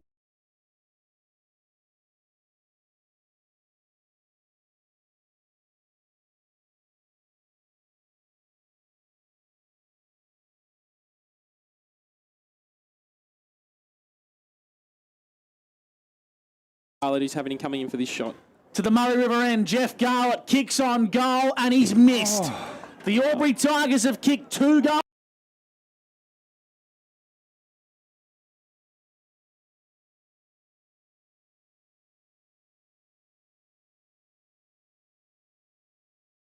walk through the gate. Forward coaches will ban us soon, Freaky. Yeah. 11.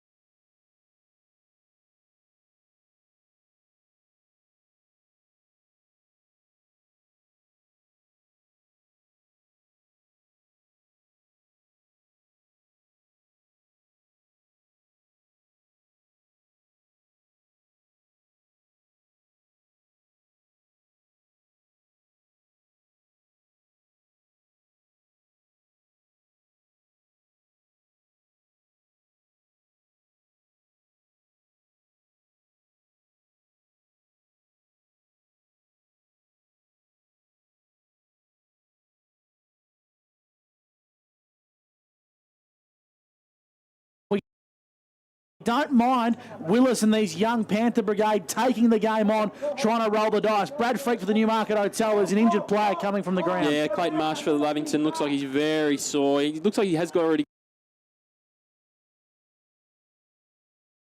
Boundary throw in, dangerous situation here. Tigers attacking. Kick off the ground there was good by the Panthers. Bevan intercepted by Wilson. Showed a bit of candy. Goes long. Wilson. Spina dropped the hard chest mark. Conlon was there. Spina got a handball out. Under the pressure there was Harlan.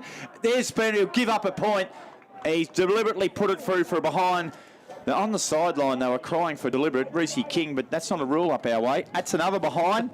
So that's a rush behind. That's not foot error on this occasion. But what it is, it's 12 points in a row. And here comes your man Willis, who marks at half-back, Gus. And he's going to have the safe option here. No, he doesn't. Hopper fumbled. O'Hara comes through for the Tigers. Hopper wrapped him up in a big tackle. Willis has a go once again.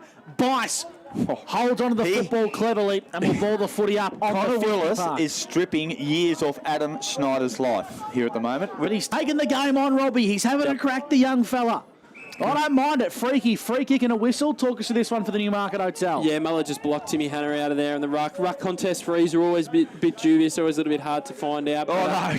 It's Will, not Hopper. I was going to say, it's probably not the right spot you want your big ruckman having a kick cross goals, but yeah, he was able to hit Sammy Hopper there at that point. 11 minutes gone for A.T. Jones. Great to have your company on O&M Live.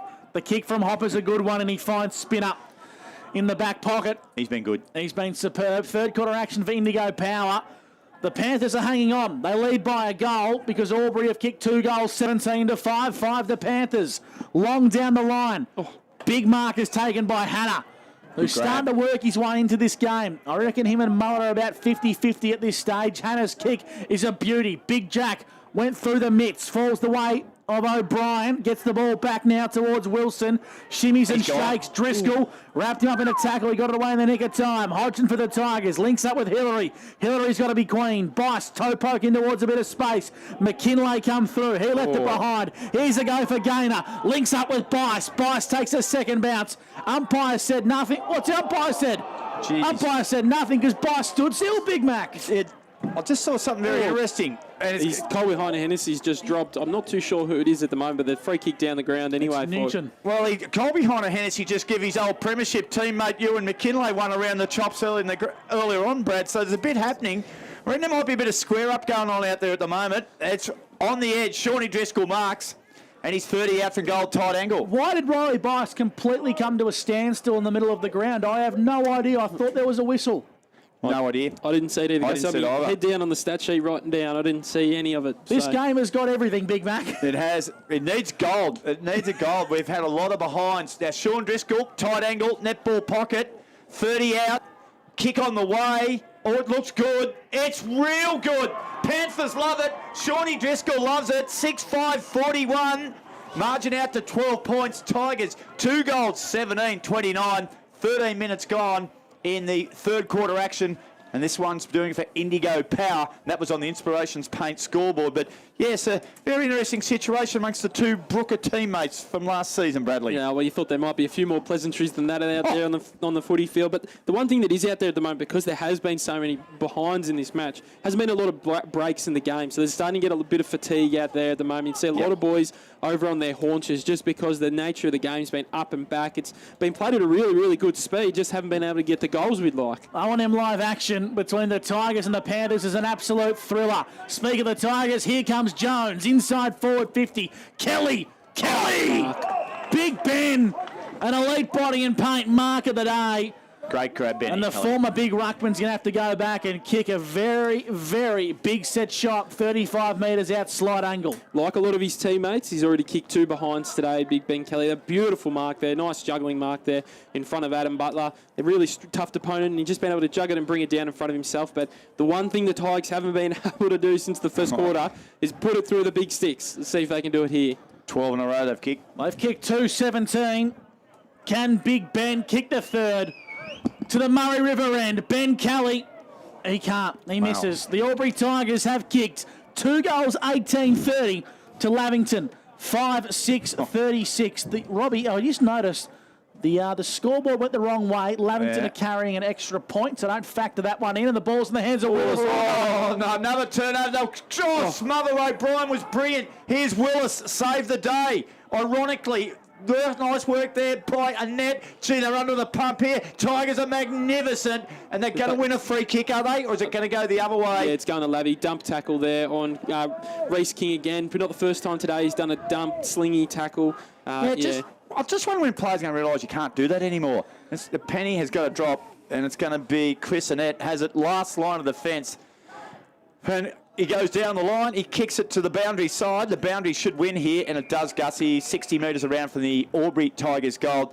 2 goals, 18. Yep, that's it. That's 13 behinds in a row. 30 to 5-7-37. It's 5-6-36. Probably they haven't taken that score away from the scoreboard. 5-6. So it's a 6-point lead to the Panthers. Take it away, Gus. And the Albury Tigers have kicked 18 behinds. Fair income. It's just extraordinary, isn't it? Who would have thought? On the outer side of the ground, the Tigers go inside 50, but for the Newmarket Hotel, Brad Freak, you spotted a throw. Yeah, Isaac Muller just had one hand bent, and he just threw it to an opponent. Sorry, to his teammates. So clear free kick there. Luke Daly kicked a goal, the second goal at the 22nd minute mark of the first quarter. Since then, it's nearly 2 quarters. They've kicked 12 points in a row. Sean Driscoll's lifting for the Panthers. He's got a handball away in the nick of time. Inside 50 go Lavington. Ashley Cooper makes a contest. Hillary, wrapped up by 2 Panthers, will ball the footy up 45 from goal. Boys, Billy Glanville's in a world of pain over there at the moment. Went up that last marking contest, hit the ground, and looked like might have been a bit of whiplash. Very slow to get up. He doesn't look like he's all right running towards this contest at the moment. On hands and knees is Hodgson. He's wrapped up in a tackle. And a tough old game. A little bit slow to get up. If you just joined the broadcast, the Albury Tigers are 2-18-30 to Lavington, 6-5-41. Take it away, Big Mac for McRae Motors. Yeah, tough old game of footy. It's absorbing. It's going to go to the wire because it has not been more than 2 goals in the whole game. Wilson's been magnificent. Got it to Tommy O'Brien's, but he's been okay too. Here finds Heiner Hennessy. Inside handball, O'Hara was clever. Nicely tapped on by King. Here's a go for Riley Bice. Kicks it long. Conlon, Spooner, Conlon. Spooner's fist was good. Jeffy Garlett lurks. Gathers, left-handed. Handball over the top. It's pretty good. Shot on goal. Luke Daly. Can he break the drought? Yes, he can. Lukey Daly breaks the goal drought with a wonderful goal. He's got 2. He was the last bloke to kick a goal for Albury. That was at the 22-minute mark of the first quarter. He kicks their 3rd goal. In between that, there's been 13 behinds, would you believe? And the margin's back to 5 points. Lavington lead it. That was all class from Lukey Daly. A Sunjan goal of the day contender.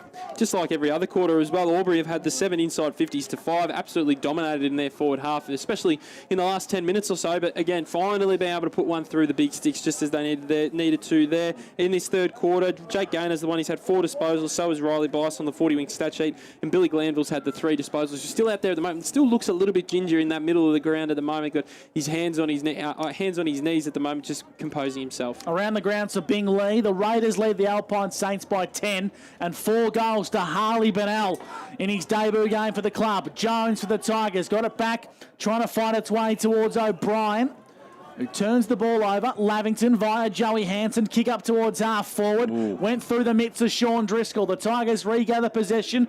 Heiner Hennessy being the Tigers' best from mine. Inboard towards Jones. Jones onto Muller, and Muller from a standing start. Kicks inside forward 50. Good mark. Bevan chops out beautifully for Lavington. Comes out wide and he finds Hopper. Hopper kicks off a standing step. Dangerous kick. Bice.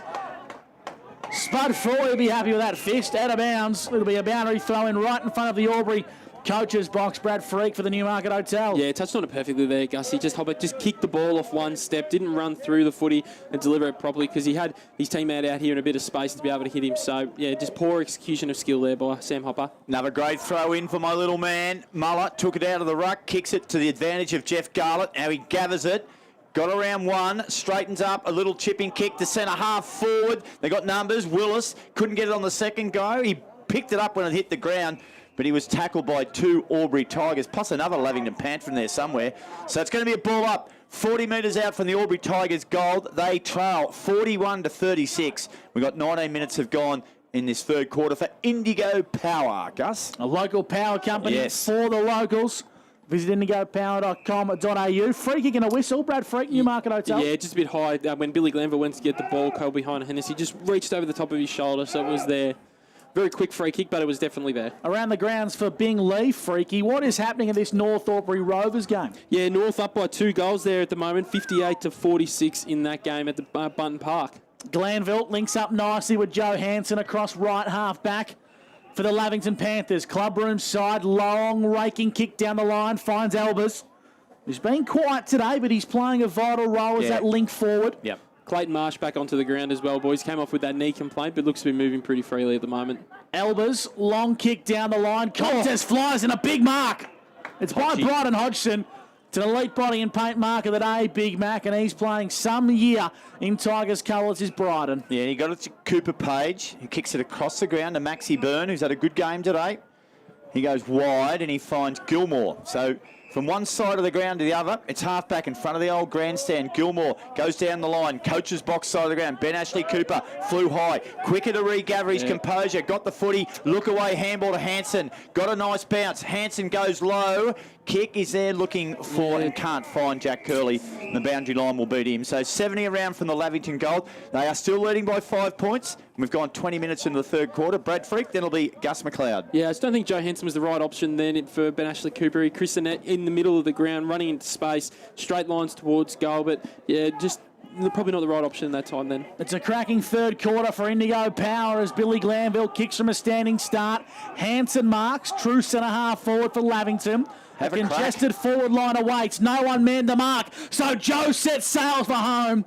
And it's chopped off on the line by the man from How Long, Jesse Wilson.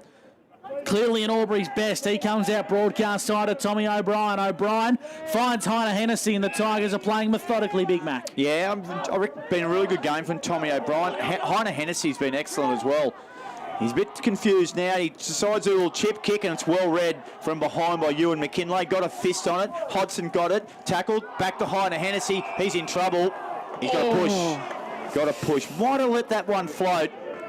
But the tackle's got to be legal, Brad Freak. Yeah, and that probably just into the side. And the warrior there, the bald-headed umpiring warrior, said it wasn't, Not Gus. Matt Kelly. No, it's a bald-headed umpiring warrior. Take it away, Gussie. Here's a go for Gilmore. He's going to have to be clean against his former side. He evades Ashley Cooper. Cooper got him. That's holding the footy umpire. He said no. Here goes Newton. Inside 50, uncontested. Albers marks 45 from home. Wants to find an option on a short lead. Nothing comes for Clary. Don't rule him out from here. I reckon it might test the legs. If he kicks this goal, it's all back to Ben Ashley Cooper's chase down on the far wing. He's the reason they're having the shot at goal now. Beautiful chase down. Back in his day, he kicks these. Great work from you, Freaky, for the Newmarket Hotel. Here's Clary. Right foot kick. Well, it won't trouble the scorers. They've been busy today, the scorers. I heard the jeers from it through our FX mic before I even knew where it went, so I had a fair idea where it was going in front of the can bar over there. The can bar, give it to him. 3:18:36, the Albury Tigers. The Panthers, 6:5:41. It's for Inspirations Paint at the 22-minute mark of the third. Yeah, Great game, great contest. There's been a lot of points, a lot of turnovers, mistakes, but it's been great footy to watch. Heiner Hennessy, nice gather on the half volley, slipped a handball at the right time to Ben Kelly. Big fella thought about a bounce. Kell says, no, I'm going to kick it long.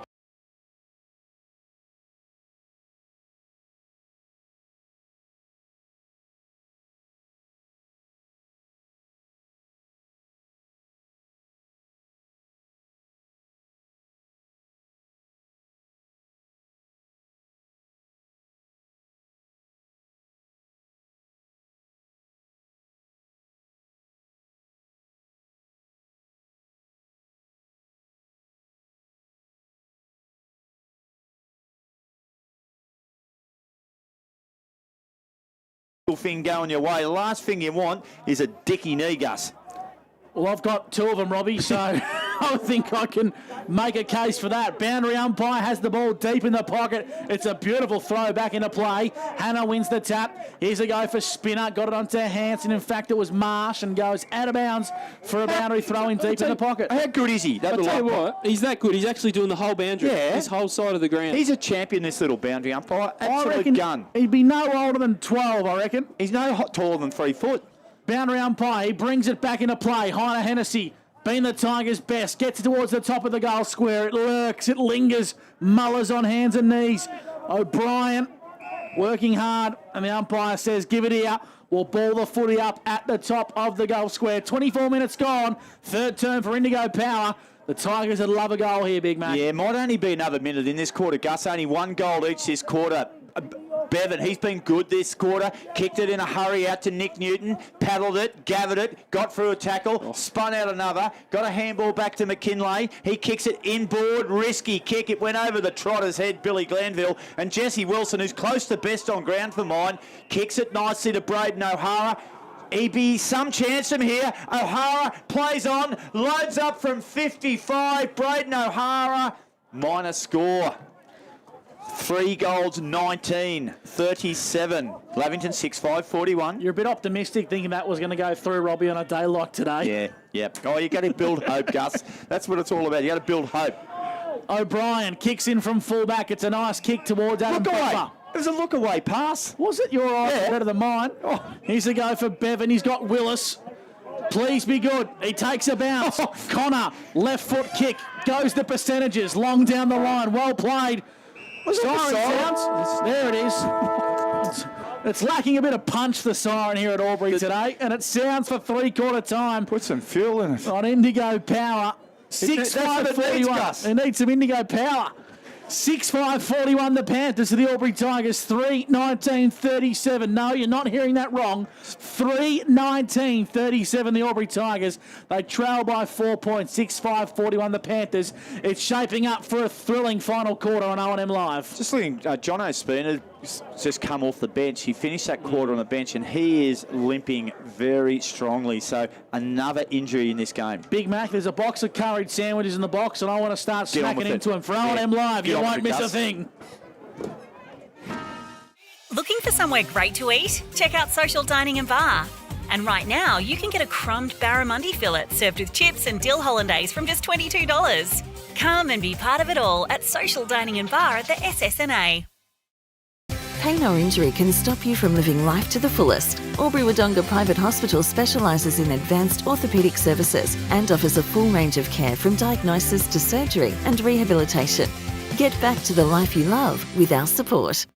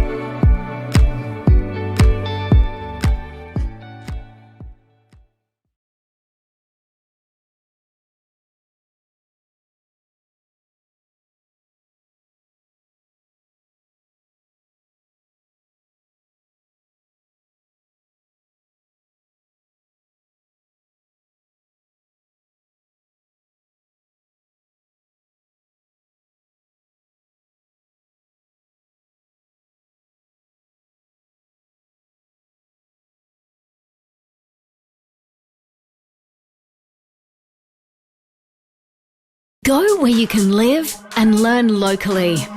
Go where students come first. Go for the choice of 120 courses across 11 campuses. Go for it with GoTafe. 0.0% alcohol. This changes everything.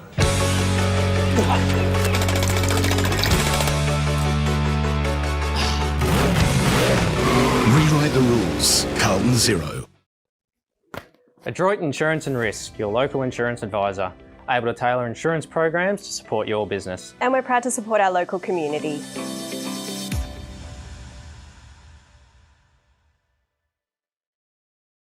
How many subscriptions do you have? One for entertainment? And one for news? And meditation? One for sport? And one for music?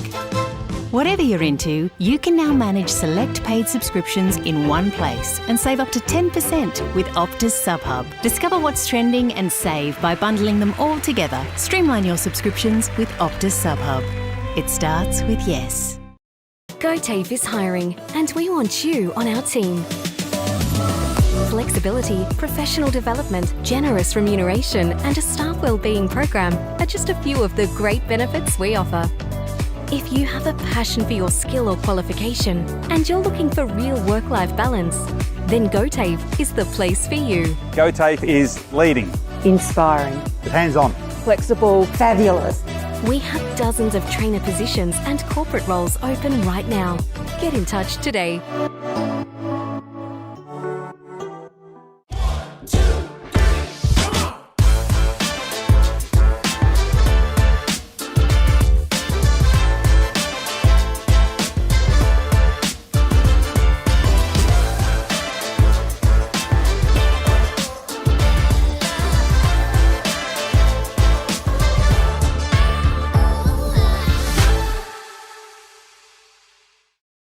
At 2AY, we're your home of live sport. Every weekend, we bring you the best live broadcasts of the Ovens and Murray football and netball. Listen this weekend on your radio or the 2AY app. On 2AY. Welcome back to the Albury Sports Ground. And we've got a game on our hands. It's a 4-point ball game. The Tigers 3-19-37 to Lavington 6-5-41. Brad Freak, good luck picking the Optus quarters best for your local Optus stores in Albury, Wodonga and Wangaratta. Pretty even across the board. Yeah, absolutely. It was from both teams in this game so far. But in that third quarter particularly, I thought Sean Driscoll really lifted for the Lavington Panthers in that forward half. He was involved in a lot of really good play for him. And I think Jesse Wilson for the Albury Tigers was outstanding across that half-back line for him. He's been probably their best player for today. Jesse Wilson obviously losing his partner in crime and Lucas Conlon down there for today. So he's really stood up and rose to the occasion for him. Pardon me. If we have a look at the 40-wing stat sheet, as we've touched on all day, Albury absolutely dominating the inside 50s, 36-20 in this game, but obviously having their chances but not being able to convert them in this game so far. They've taken 16 marks inside forward 50-3 as well. So going forward hasn't been too much of a problem for Albury. It's just been able to convert it in front of goal. If we have a look at the disposal getters in this game so far, Riley Bice is up to 15 for the Albury Tigers. Braden O'Hara is up to 12. If we have a look at the Lavington Panthers, got Billy Glanville who leads our stat sheet. As he always does week in, week out, he's up to 18 disposals on the 40-wing stat sheet and kicked a goal as well. 17 to Nick Newton, 15 to Tom Hargraves and 13 to Ewan McKinley. Around the grounds for Bingley, 72 plays 61. The Raiders lead the Alpine Saints. 65 plays 52. The North Albury Hoppers lead the Rovers. We'll chase up an updated score for you from the Yarrawonga versus Lavington, Yarrawonga versus Wodonga game. Freaky, you've got the update there? Yeah, it is at the moment. Early in the last quarter, it is Yarrawonga 54 to Bulldogs 40 in that one. So 14-point lead to the Pigeons. 41-37 here. Big Mac, who wins in the final term? Well, I went for the draw all week, haven't I? So I've got to stick with it. I don't think there's going to be much in it. It just gets back to the team that might have a really good 6 or 7 minutes where they might kick 3 goals on the bang, and that's what We've we'll only wrap it up. only had 9 goals for the game, Robbie, so 3 goals might win it. You've got an extraordinary situation where you've got a side who's had 22 scoring shots for 11, but they trail by 4 points. So it's 3.19 to 6.5. But that's footy. That's the mystique of footy. And just a quick around the grounds as well in the AFL at the moment. 15 minutes to go in the last quarter. Hawthorn lead Brisbane 79 to 70. Now, Dan Vicario... He'll be having a fit. No, he was pretty good. He said to me yesterday before he left work at 12 o'clock because he had better things to do than sit in the office with me, he said, I reckon the Hawks are a bit of a chance tomorrow. So hopefully Vaxie's gone down to Yarrawonga. I don't know if he's down at the game. He's decided to give us the ask for today. So he might be down there enjoying the Hawks. Jono Spinner still on the bench as the fourth quarter's underway. For Mac Jack Sheds, you with Robbie McKinlay on O&M Live. Well, here we go. Hannah and Muller. Been a good contest. Hargrave's kick was smothered. He went back for another crack, Tommy. Got a shovel the handball out towards Harlan. Couldn't pick it up. Ewan McKinlay did. Handball over the top to Newton. Newton gathers off half back. Oh, he shimmied one way. He shaked the other. Now he's got to go long. There's a bit of depth in the kick here. Oh, Marsh misses it. Hanson's there for support. Garlett mightn't have had it. Here's a chance to break out. Good work, Joey Hanson. Got a nice little dishing handball to Marsh. Clary Albers, Hillary, Albers, experience. Kept the ball to ground. Jake O'Brien, quick kick. He'll go out of bounds on the full, or will it? Or Driscoll has taken a very good mark there. Now, there's going to be a conference here between the boundary umpire and the field umpire. I wouldn't question this boundary umpire. He says it's a mark to Sean Driscoll, and he'll shoot from 50 metres. He's almost in the Murray River. Go short. Finds Albers. Oh, he's right on his distance. Well, this is the exact same spot he kicked it from at the opposite end of the ground. The only positive he has up his sleeve here, Robbie, is the Albury can bar is 250 metres away. He knows he can't make the journey. He's trying to dish it off. What's his handball's under Hargraves. Hargraves got around the tackle. Shot on goal by Tommy. It's high. Driscoll's underneath it. Fist. It's going to be a boundary throw in. Yeah. It cannoned off the behind post. Back into play. So it'll be a boundary throw in adjacent to the Lavington behind post. They lead by 4 points. We've got a minute and a half. Gus in the first quarter. It's last quarter action. North Albury around the grounds of Bingley out to a 4-goal lead over the Rovers.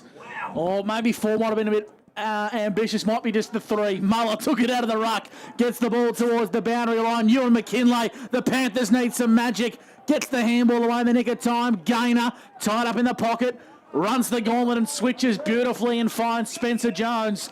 Max Burns hurt a shoulder on that tackle on Ewan McKinlay, boys. Well spotted, big. He's in a lot of trouble. Oh, yeah. He's in a lot of pain, the young fella. Dangerous kick from Jones. Falls the way of Adam Butler. Here's a go for Hargrave, the captain. Steadies, lowers the eyes, and that went about 6.5 metres, but Sean Driscoll won't mind because he'll have a set shot from 45 metres out. Call it directly in front. Massive kick here.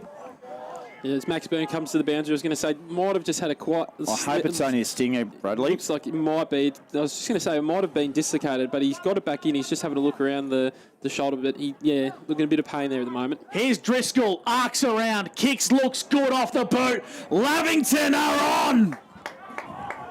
Oh, he's paid touched. Oh, umpire has paid touched off the boot. Hello. No, Ash Broughton, the non-officiating umpire, is stepping in here. That's a goal. Talk us through what's happened here, Well, Robbie. you can't call touch. It's either a mark or it's a goal. No, I think he called touched off the boot and then rushed across the line. But anyway, it's been overruled and the goal will stand. It certainly wasn't rushed over the line on the goal line because whoever marked it for Albury, I think it was Jesse Wilson behind the goals. Yeah. He was a good metre or two behind the goals. So it definitely wasn't touched there. If it was touched, it had to have been off the boot on the man, whoever was on the mark. He went close, didn't he, to the man on the mark? Yeah, he did go very, very close. But the ball didn't seem, if someone touches it, the spin of the ball seems to get a bit... affected, and it didn't seem to have that there. So I think the right decision has been made. 10-point lead to the Panthers. Big Mac, take it away. We're back in the guts. Well, Powell, straight out of the middle for Albury. Kicks it long down the line. O'Hara was there. Spall from behind was fantastic from a net. Here's Willis. He gathered it, and he's tackled over the boundary line by Reece King. And it will be a boundary throw in, 50 metres from the Albury goal. Brad Freak, what have you got for 40 winks? Yeah, around the grounds in the Tlanga League at the moment. Kiwa lead Yakandana by 8 points, 51 to 43. Geez, Kiwa coming from behind there. Muller's tap was clever. Powell, he gathered it, but he was under a lot of pressure. Big tackle by O'Hara. Ball comes out now. Bobbling around, pinballing around, 45 out from the Tigers' goal. Swooping upon it now. Was kicked inside, was a clever kick. Played on. Reece King puts the Tigers back in the business. Margin back to 4 points. Reece King with a left foot snap from a curry kick that came in from, I'm just trying to think. It was Tommy O'Brien who got the kick in, and Reece King snapped it through off the left foot, and the margin's back to 4 points. 4.5 minutes gone, final quarter, goal apiece. It's still a 4-point margin to Lavy. Yeah, really good finish there by Reece King around goals, as you said there, Robbie. Really nice kicking by Tom O'Brien and just a quick snap there. So Albury, probably the way they've had set shots today, probably not a bad idea to get the ball moving quickly and have a snap around the corner and put the Tigers back within 4 points here. Only 5 minutes gone in the last quarter. Back in the middle, Muller wins the tap down for the Tigers. Here's a go, free kick and a whistle. It's going to go the way of Lavington. Hargrave takes the advantage. Kicks up towards half forward. Driscoll and Wilson. Wilson and Driscoll and Wilson. Jesse Wilson from Howler, but he ran into a brick wall. That was called Jack Curley. Lucky to get the handball away. Gainer's got to be clean. Wrapped up in a McKinlay tackle, and we'll ball the footy up on the edge of the centre square. It's a 4-point lead favouring the Panthers. 5 minutes gone in the final term for Mac Jack Sheds. This has got epic finish written all over it, this one. There's nothing in it. Here's Ben Ashley Cooper, head over the footy, fumbled though. Page's handball was okay. Cooper it was. He waits out the back for Gainer. Somehow got through traffic. Left foot kick by Riley. Bice is effective. Inside forward 50. Luke Daly's there. Gathered on the outside. Saw Conlon. Brilliant vision. Luke Daly. Conlon shot on goal. Puts it through. Tigers are in front. Sunjan goal of the day contender. Elite body and paint player of the day from Luke Daly. And the Tigers hit the front by 2 points. Back-to-back goals within a minute. What a game. Game on here. Last quarter action for Mac Jack Sheds. And the scoreboard on the border carpets shows it a 2-point lead to the Tigers. First time the Tigers have led, Robbie, since the 14-minute mark of the second term. There you go. Good 40-wing stat from you, Gus. Certainly was. Beautiful handball by Luke Daly, wasn't it? Just out into Conlon, in space in this court, in the pocket here. Looks like there's a blood rule, I think. Is that what's being called? Big Isaac's got blood rule there. Big Isaac. On his leg, I reckon. Jeff Garlett looks like he's wandering into the ruck. I'm not sure that's like for like. I know he's going to the other wing. He's switching wings. Yeah, and he's Smart operator. And Colby Hennessy's coming up from centre half. Oh no, Ben Kelly, I should say. Sorry, and they just have to swap over. He looked like Big Isaac in the middle of the ground was trying to wipe the bit of blood away as the ball was coming back into the middle of the ground. So. Couldn't get that one past Ash Broughton. I can't see any blood. Where's the blood on Isaac? Smidgen on his shin. Oh, no, there's no blood there. Izzy agrees. Ball's back in the middle. Kelly's going to do the job in the ruck. Hannah wins it down for the Panthers. Here's a go for Powell. Inside 50 go the Tigers. Conlon's the target and he marks. Deep in the pocket. The Tigers have just clicked into gear in the last 2.5 minutes, and all of a sudden, Jacob Conlon can have a set shot for back-to-back Conlon goals. Brad, we saw how sore Spina was at three-quarter time. Yeah. He was surely, the way he was limping around, he's going to struggle to keep up with Conlon. Oh, you would think. He certainly would. You certainly have to think. So he looked pretty sore at three-quarter time there, as you rightfully, Robbie. Jacob Conlon to extend the margin for the Tigers. It's across the face for a minor score. 5 goals, 20, the Albury Tigers. 50. 5 goals, 20, 50 to 7-5-47. Border carpet scoreboard. This is some game of footy, Big Mac. Yeah, it's a great game. As we said, we've seen mistakes in front of goal. We've seen turnovers. God, the pressure's been good. Great footy. That's a clever kick vision by O'Brien. And he finds Jack Curley. Gave it back to Jakey O'Brien, who has to kick in a hurry down the line. Look at Jesse Wilson. Just sits in where he knows the ball's going to go.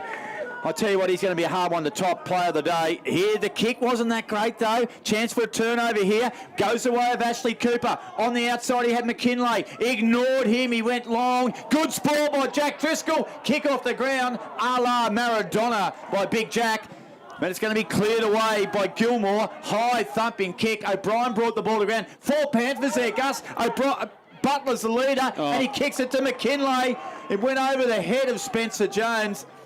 And young Ewan McKinlay will go back from 45 directly in front to put the Panthers back in front. Good composure there by Adam Butler, just to break through the pack there and be able to deliver the ball. They had players all around him you thought might be an easier option to handball it off, but saw the option and Ewan McKinlay in the forward half and hit him up. And this is a big kick now for the Panthers to get their noses back in front of the game. Big kick. Jesse Wilson stands 40 metres out on the mark. Ewan McKinlay comes in. Drop punt on the way. It looks okay. It's missed to the left-hand side. So another missed opportunity from both sides.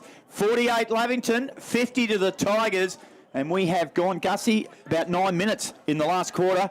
And it's cracking stuff here for Mac Jack Sheds. Jeff Garlett marks, half-back for the Albury Tigers.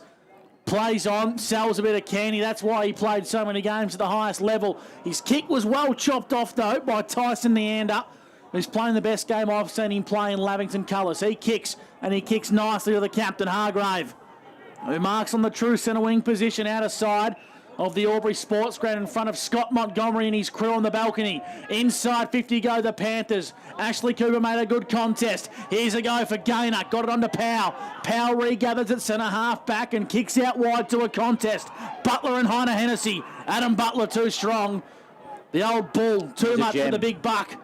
And Butler's going to chip the ball inboard, and here come the Panthers. Ball's in the hands of Hargrave, Big Mac. Yeah, true centre of the ground. If you've just joined us, Albury lead by 2 points, 50 to 48. Hardgrave's kick. Driscoll's not there. From behind, Jesse Wilson. They've just got to stop kicking it to Jesse Wilson's area. It's a beautiful pass by Wilson. He found Elliot Powell. Left handball was good to Hodgson on to Garlett. Garlett, left foot kick. Here's a chance for Conlon Jones. Got in his road. Big mistake. Newton was there, Gus. He'll mop off at half back for the Panthers, and he got it onto Tommy Hargraves. Inboard to Ashley Cooper. Got to be clean, got to be precise, and now he finds Newton. Right foot penetrating, kicks a beauty. The overlap's on. If Albers wants to use it, he lowers the eyes, and Big Jack Driscoll marks in front of Hamish Gilmore. And he'll go back and have a set shot. Kick after kick at 50 metres on a 45-degree angle. Just beautiful play there from Lavington. Probably one of the more free-flowing passages they've had all day as well. Miles Albers did the right team thing to hit Jack Driscoll. On about, as you say, Gus, he's going to have to kick it every bit, probably about 50 by the time he gets it on a 45-degree angle. But as we touched on before with Ewan McKinlay's kick, this is a massive kick for Lavington Panthers. Almost their season starting to become on the line with some of these kicks. If they can get their noses back in front, it's going to give them a heap of hope going forward in this game. His old man Kev's tuning in out at Euron Creek on the farm today. Thanks for tuning in, Kev. Here's Big Jack, Lavington's biggest kick of the season. 45-degree angle is what awaits. It starts to the left, and it stays there across the face for a minor score. It's a 1-point ball game. The Tigers lead on O&M Live for Border Carpets, and kicking in from full back is going to be Michael Duncan, the co-captain for the Tigers. Some lunatic tipped the draw. Duncan kicks it in, goes long. Oh, Hopper takes a good grab in front of Isaac Muller. There's 15 to go. Wow. 15 minutes to go, lunatic. You're going to know about it if it comes up. Here comes Hopper, plays on inside 50. Driscoll, the shorter Driscoll. Shawnee has a shot, and he'll have to kick from about 46 metres to either, if he gets the journey, he's either going to level the scores or he's going to put Lavington in front.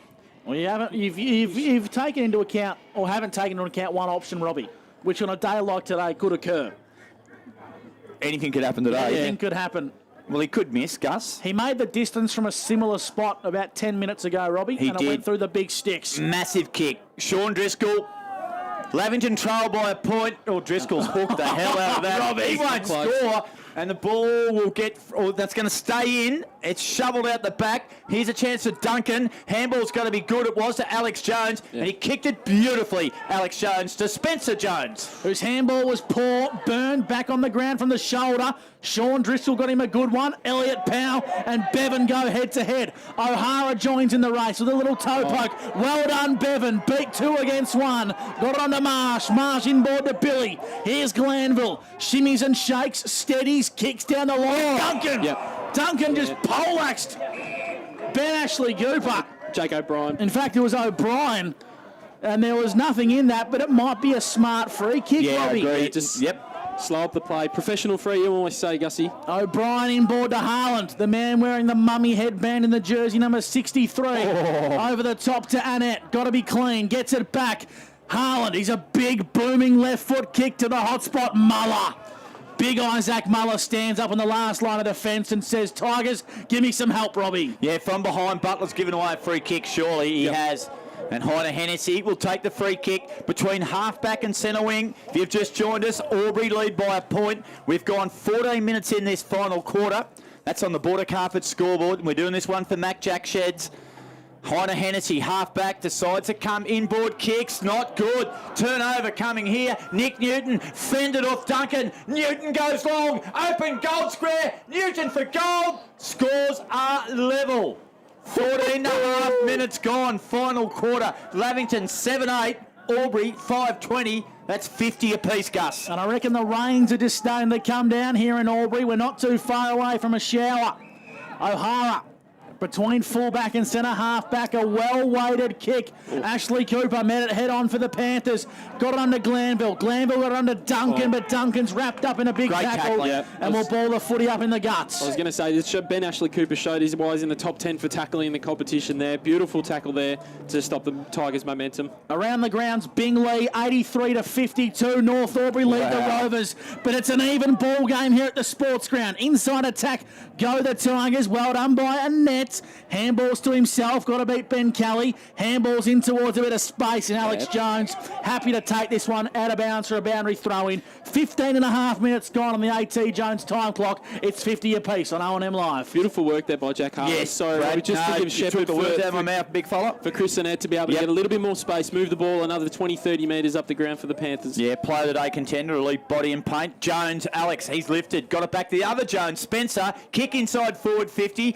Neander, overrun it. O'Hara, cleverly kicked it off the ground. O'Connor led in the race the ball. Went behind him. Numbers at the ball sit with Spooner. He's going to be good. He was. He got it to a net. Might have got one high. Back to Spooner. Kick smothered. Here's a go now. Panthers through Bevan. Thump the ball forward. And Hodgson takes the mark right in the centre of the ground. Weighs up an option. Finds Jakey Gaynor Gus. Too far to score and a congested forward line awaits. Scores level. The boy from Wagga plays on, arcs around, kicks into the netball court pocket, high up and under. Well done by Butler. Brought it to ground level. Bevan gets it onto Hanson, the former Corolla captain. Left foot kicks a good one to Ashley Cooper. He marks just behind true centre wing, club room side, and wants to play a methodical brand. He kicks the ball nicely. He finds Glanville. His 40 winks disposals, freaky. Coming up for his 20th of the game, Gussie. And he's going to open the game up with a dangerous kick, and he's turned it over to Luke Daly. Luke Daly marks for the Tigers inside the centre square. He switches out board. Muller's going to have to do some work against Harland. Daly's kick was poor. Harland gathered for the Panthers. Handballs over the top. Here's Joey Hanson. Gets around Kelly. Steadies, lowers the eyes, and he comes in board to Neander. He marks centre wing, scores a level, 50 apiece here. Neander, inside handball to Annette, back to Hannah, back to Neander, nowhere to go. Great smother there by Spencer Jones. Free kick, no. Play on's a call. He was over the footy, and it's going to be balled up. 60 out from the Lavington Gold. 17 and a half minutes gone in the final quarter. 50 all if you've just joined us. This one is for Mac Jack Sheds. She's been tough today, boys. Both teams cracking in effort. Can't fault the effort of either team at the moment. Here comes Powell for the Tigers. His left foot kick up to Daly's good. Daly's hands were superb on the half volley. Inside forward 50. Conlon awaits the ball. Gathers. Handballs into Bice. Bice has got the overlap in Heiner Hennessy. Chip kick falls into his lap. Colby marks 10 metres out, slight angle, and Colby's going to go back and have the most important kick of the game for the Albury Tigers. Just when the Tigers can get a little bit of space away from packs, they can just move the ball so quickly. Hit down to Conlon, beautiful little pick up over the Riley Bice. He was just did the right thing. He could have blazed away, but just saw Colby Heiner Hennessy in a bit of space. Go back, take your time, put this one through, and make sure you can get your team in the lead. 15 metres out, 45-degree angle. He's missed. He has missed. Colby Heiner Hennessy from point-blank range. The Albury Tigers lead by a point. 5 goals, 21-51. 5-21 the Albury Tigers to Lavington 7-8-50. It's on the border carpet scoreboard, Big Mac, and that could just be the chance the Panthers needed to bury the Tigers. Yeah, that would have made it tricky. It's just that's just been the only downside of this game, hasn't it? It's had everything else. There's a big turnover, so they bring it back in. Jake O'Brien, Panthers, can they wheel it and go one more time? Nice inside kick, Sammy Hopper. That's a good pair of hands from the young fella from Leeton. He's at half-back. 51-50, Tigers lead. Hopper told to play on, kicks it right to the centre ground. They've got all the numbers here, the Tigers. Ball comes to ground though. Curley was there, got it wrestled off him. Garlett was brilliant. Handball was intercepted though. Comes away a Page. Young Maxi Byrne was there, working hard over the ball. The Panthers just can't get it out at the moment. Now they might go. Driscoll was good. Got it on to Curley. Brought to ground. Play on. Good umpiring. I like it. Here's Wilson. Jesse on the... Byrne kicks it to half forward, and here's a big go here. Gus, Hopper and Spencer Jones. Clever soccer kick off the ground inside 50, but it's got too much legs for Colby. Out of bounds for a boundary throw in deep into attack for the Albury Tigers. There's still about 8 minutes to go in this final quarter. We've played 20 minutes on the AT Jones time clock. The tackling pressure and just the contested effort from both teams is absolutely first class at the moment. Both teams cracking in. Certainly not going to let, they're leaving it all out there at the moment. Deep into attack for the Tigers, and they lead by a point. Muller, clever in the ruck. His tap was good in towards a bit of space. But the support arrives, so the Panthers will ball the footy up once again. We've got a couple of behind the ball here, the Tigers. Spencer Jones and Isaac Muller free behind the ball, and so is Jesse Wilson, so the ball might come back quick if it goes out. Conlon taps it in towards space. The Panthers have numbers, and they exit defensive 50. Garlett, he intercepts 75 from home, kicks in towards the hot spot for the Tigers. Conlon's got to beat 3. Here's King! King! King! Big goal for the Albury Tigers. King from the pocket, gathered and snapped straight away, and the Tigers have a 7-point lead. King, he's kicked 2 big goals in this final term. Yeah, both roving goals, just at the right place at the right time there. Both times he's been at the feet of Jacob Conlon, been able to snap it both times on his left foot as well. So using his class there and be able to put the Tigers back in front now, up to a 7-point lead. 20 minutes gone in this last turn. There'll be probably about 6 or 7 minutes to go in this game. So been a cracking game of O&M football at the moment. There's plenty more to come. Yeah, just weight of numbers over that last 3 or 4 minutes. The Tigers just back-to-back inside 50s, and eventually they made the breakthrough. Muller reefed it out of the ruck, kicked it to half forward. O'Brien was there with Harlan. Good fist by Harlan. Found Sammy Hopper high up and under. Ashley Cooper's got to show a lot of courage. He did that, but he had Hodson from behind. And Gaynor in front smashed it out over the boundary line, right on centre wing. We have gone 21.5 minutes here in the last quarter.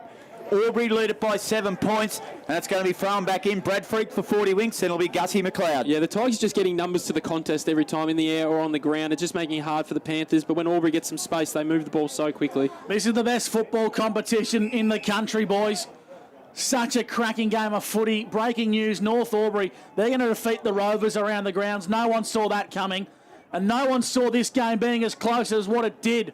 Well, maybe one bloke did in the commentary box. Here's a go for Butler. Across half-back. Chips the ball to Hopper. Hopper marks and he wants to play on. He's got Glanville. Glanville's got to be clean. He is. He's kicked down the line. Asks a lot.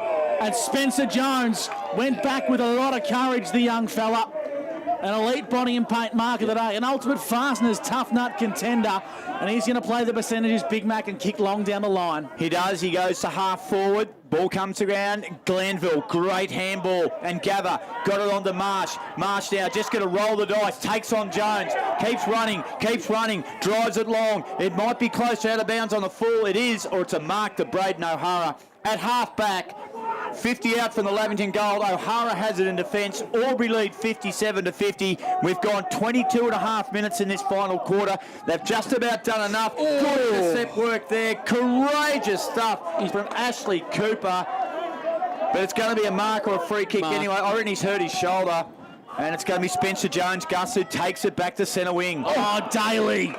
Good use of the body, Luke Daly. Sorry, guys. Ben Ashley Cooper's not a good way here, boys. He hasn't moved his arm at all since that big contest. The Tigers lead by 7 points. Bice has the ball, true centre wing. There's a scuffle off the footy. Spencer Jones high up and under, inside forward 50. Hopper dropped an absolute soda. Spills in towards a bit of space. Luke Daly still going at this one, and we've got a free kick. A free kick off the ball. Free kick. It's going to go the way of the Panthers. Yeah, I think it's actually against Riley Bice. He gave a few to Joe Hand Hanson out here on the wing, but the ball's moved 50 metres towards Lavington's end of goal now. It's in Albury's forward pocket, but yeah, Lavy really need to go now to take this game on. Last roll of the dice. Here's Willis off the left foot, kicks it inboard. It's okay. He finds Hanson, who's really lifted in this second half. Got to wheel and go here. Hanson's kick's good. Finds Billy Glanville. He's still about 75 out from goal though. Billy Glanville, plenty of Tigers back. Kick goes long. Big Jack's there. Big Jack can't mac. Great work there by. Here he comes. The point from Moema. Jack Harlan kicks a goal. Amazing goal. 1 point the margin. Lavington trail it by a point. Jack Harlan, one of the goals of the season, a Sunjan goal of the day contender. How good is this local footy? 1 point lead to Albury. There's a beautiful kick there from Billy Glanville in the direction of Jack Driscoll, but one of his own teammates and Willison there just got in his way and spoiled him out there. But Jack Harlan just been able to get at the crumb again, just like Reece King did previously at the other end. Beautiful left foot kick around the ground from about 45 metres out. Only a 1 point ball game now. In this last quarter, Tommy Hargraves on the 40-wing stat sheet's up to 6 disposals. 5 for Billy Glanville and 5 for Elliot Powell for the Albury Tigers as well. Great call, Big Mac from McRae Motors. What a cracking finish we've got. I reckon about a minute and a half, Gussie. Give or take. We've welcomed in our listeners on 15-663-3E. Great to have you with us for a massive final couple of minutes. The Tigers lead by a point. Free kick. Off the ball, free kick. I think it's encroachment into the square. It was, your man Willis. 25 minutes gone and the Tigers lead by a point. True centre wing. Spencer Jones has possession. Bice is commanding the football, but he comes in board to Jones. This is Alex.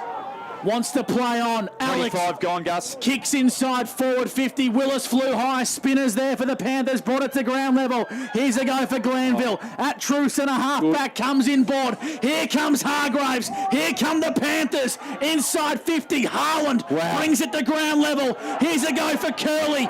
Big tackle applied by Spencer Jones. The Tigers have numbers. Bryden Hodgson's there. Tied up on the boundary. Long kick down the line. Trying to find Powell. Powell brings it to ground level. Curley keeps it alive. Big Mac, and here comes the trotter. Glanville got a handball somehow to Marsh. Back to Neander. Back, here we go. Kick is intercepted though. Chris Annette's kick has been marked by Jones. There is not long to go at all. Albury lead by a point. They go backwards to Cooper Page. Page goes down the line. Last roll of the dice. Seconds remaining. Muller takes a big mark, centre wing. The Tigers look like they've done enough. They lead it 57-56. Muller's kicked it. Out of bounds on the full. Take a breath and get yourself strapped in for a big last roll of the dice. 26 minutes gone. AT Jones time clock. Billy kicks in board to Hargrave. He's at half back. The Panthers are going to roll the dice. They've got to come in board. The captain spots a kick, but Spencer Jones chops out. He was looking for Nick Newton. He was in a paddock of space in the middle of the ground. Tired legs. He churns it over Spencer Jones. Butler regathers. Here's a go for the Panthers. They come out wide to Billy Glanville across half back. Billy lowers the eyes. Clary Elba's out in front. That's class. Right foot kick up towards half forward. Where's Big Jack? Siren! The Albury Tigers hang on in the thriller. The Albury Tigers have won one of the best games you'll see in the Ovens and Murray by the barest of margins. 6 goals, 21-57 to Lavington, 8-8-56. The Panthers were gallant, but the Tigers held on in a thriller. Well, I'm going to take a breath, Gussie. What a game of football that was. That is just hard fought from both teams right to the end. It just had everything, that game. In the end, there was just wounded bodies left, right and centre. It looks like Lavington a little bit worse for wear on the boundary at the moment with some sore bodies, but Robbie, that was about as good an effort of a game of football I think I've ever seen. I've seen in the last couple of years in the Ovens and Murray. Both teams just cracked in and went right down to the final siren. Yeah, unbelievable stuff. It was just from one end to the other. Yeah, there was mistakes, there was turnover. That's because of pressure, the tackling around the ball. There was just not an easy kick to get there, and both sides take a bow. 6-21-57 Albury. 8-8-56 Lavington. It's a 1 point margin, and the cruel thing about football is that loss for Lavington, that was the win they needed to get their season alive. And it's Albury Tigers, they'll stay on top of the ladder. The margin between the 5th and 6th is still going to be the same, Gus, but gee, both sides absolutely superb there. That was a classic, titanic, old rivals clash between the Albury Tigers and the Lavington Panthers. It had the whole lot. Great game of footy. Big crowd in here today. Around about 1,600 or 1,700 people in to watch it. The amazing thing about it, the thirds game today was a 1-point result to Albury. The second grade game was a 2-point result to Lavington. And the seniors game here is a 1-point margin to Lavington. The netball was close. It's been a day for the ages here at the Albury Sports Ground. Just local, tough, Ovens and Murray football at its absolute best. Two sides had a dip. There was not an incident in the game all day. But by God, it was one of the toughest games of footy I've watched for a long time, Gus. That was absolutely fantastic. Lavington are just such a gallant football outfit, Robbie. I thought you were going to be a genius at one stage. I thought the draw was on. But the Albury Tigers, Robbie, they got out of jail. I hate to phrase it in such a savage manner. Lavington deserved to win that game in the final quarter. Yeah, I probably differ a little bit. I think Lavington were fantastic the way they stayed in it, but Albury, you just got to keep looking at that scoreboard, Gussie. 6 goals, 21. They kicked 3 goals, 2 in the last quarter, and that was probably the difference. Lavington, they kicked 2 goals, 3. So it's just remarkable how things turn around like that. We'll cross boundary side for the Newmarket Hotel. Brad Freak, have you got us down there at ground level, mate? Yeah, you certainly do, boys. It was. I had flashbacks to the reserves game. Obviously, we touched on it earlier. But Lavington went the length of the ground in the last 10 seconds and kicked a goal. As the siren went, I had flashbacks to that happening in that quarter. But Albury, yeah, just fought hard and all day. If they obviously, as we're well aware with the score, they take their chances. They win this game quite comfortably. But yeah, full credit to them. They kept fighting it out. Obviously, the Panthers got out to that early lead in that last quarter, but as good teams do, they don't give up the Tigers, and yeah, they got the full reward at the end.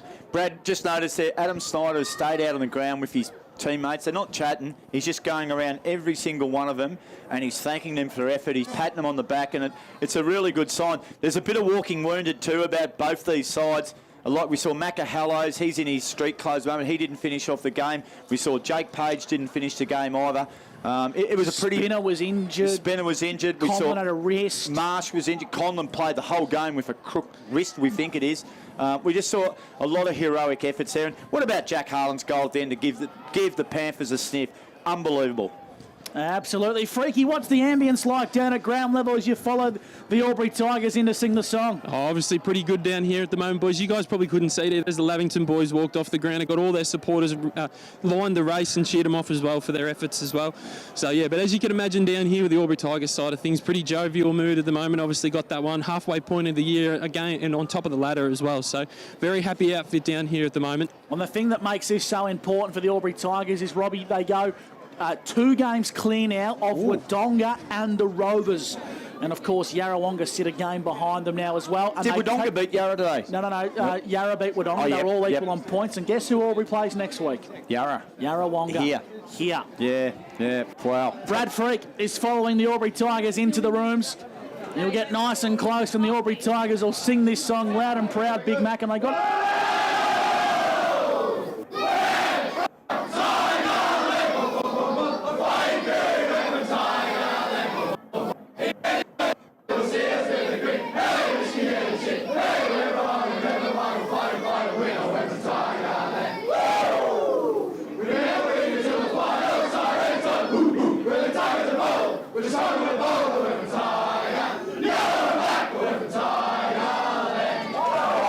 Albury Tigers victorious on O&M Live by the barest of margins. 6:21.57, defeating the Lavington Panthers 8:56. We'll take a break. You're listening to O&M Live, and on O&M Live, you won't miss a thing. Looking for somewhere great to eat? Check out Social Dining and Bar. And right now, you can get a crumbed barramundi fillet served with chips and dill hollandaise from just $22. Come and be part of it all at Social Dining and Bar at the SSNA. Pain or injury can stop you from living life to the fullest. Albury Wodonga Private Hospital specialises in advanced orthopaedic services and offers a full range of care from diagnosis to surgery and rehabilitation. Get back to the life you love with our support.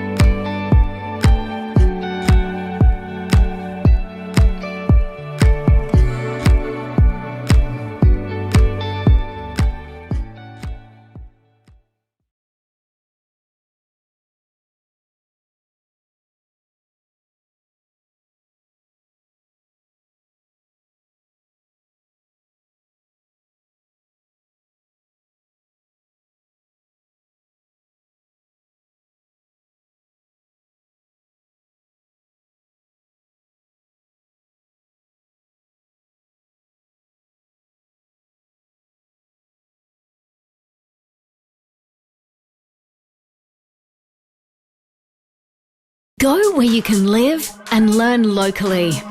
Go where students come first. Go for the choice of 120 courses across 11 campuses. Go for it with GoTAFE. 0.0% alcohol. This changes everything.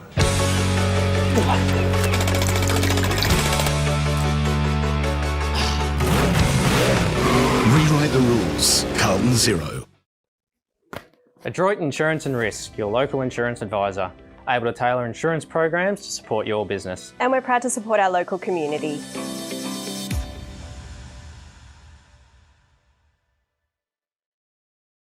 How many subscriptions do you have? One for entertainment?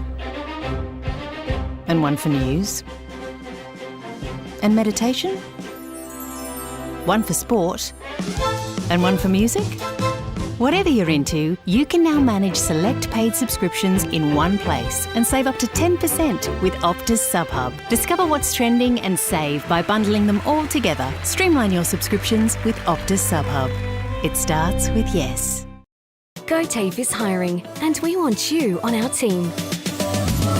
Flexibility, professional development, generous remuneration, and a staff wellbeing program are just a few of the great benefits we offer.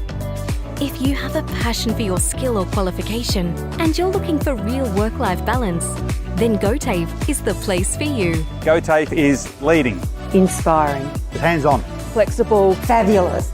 We have dozens of trainer positions and corporate roles open right now. Get in touch today.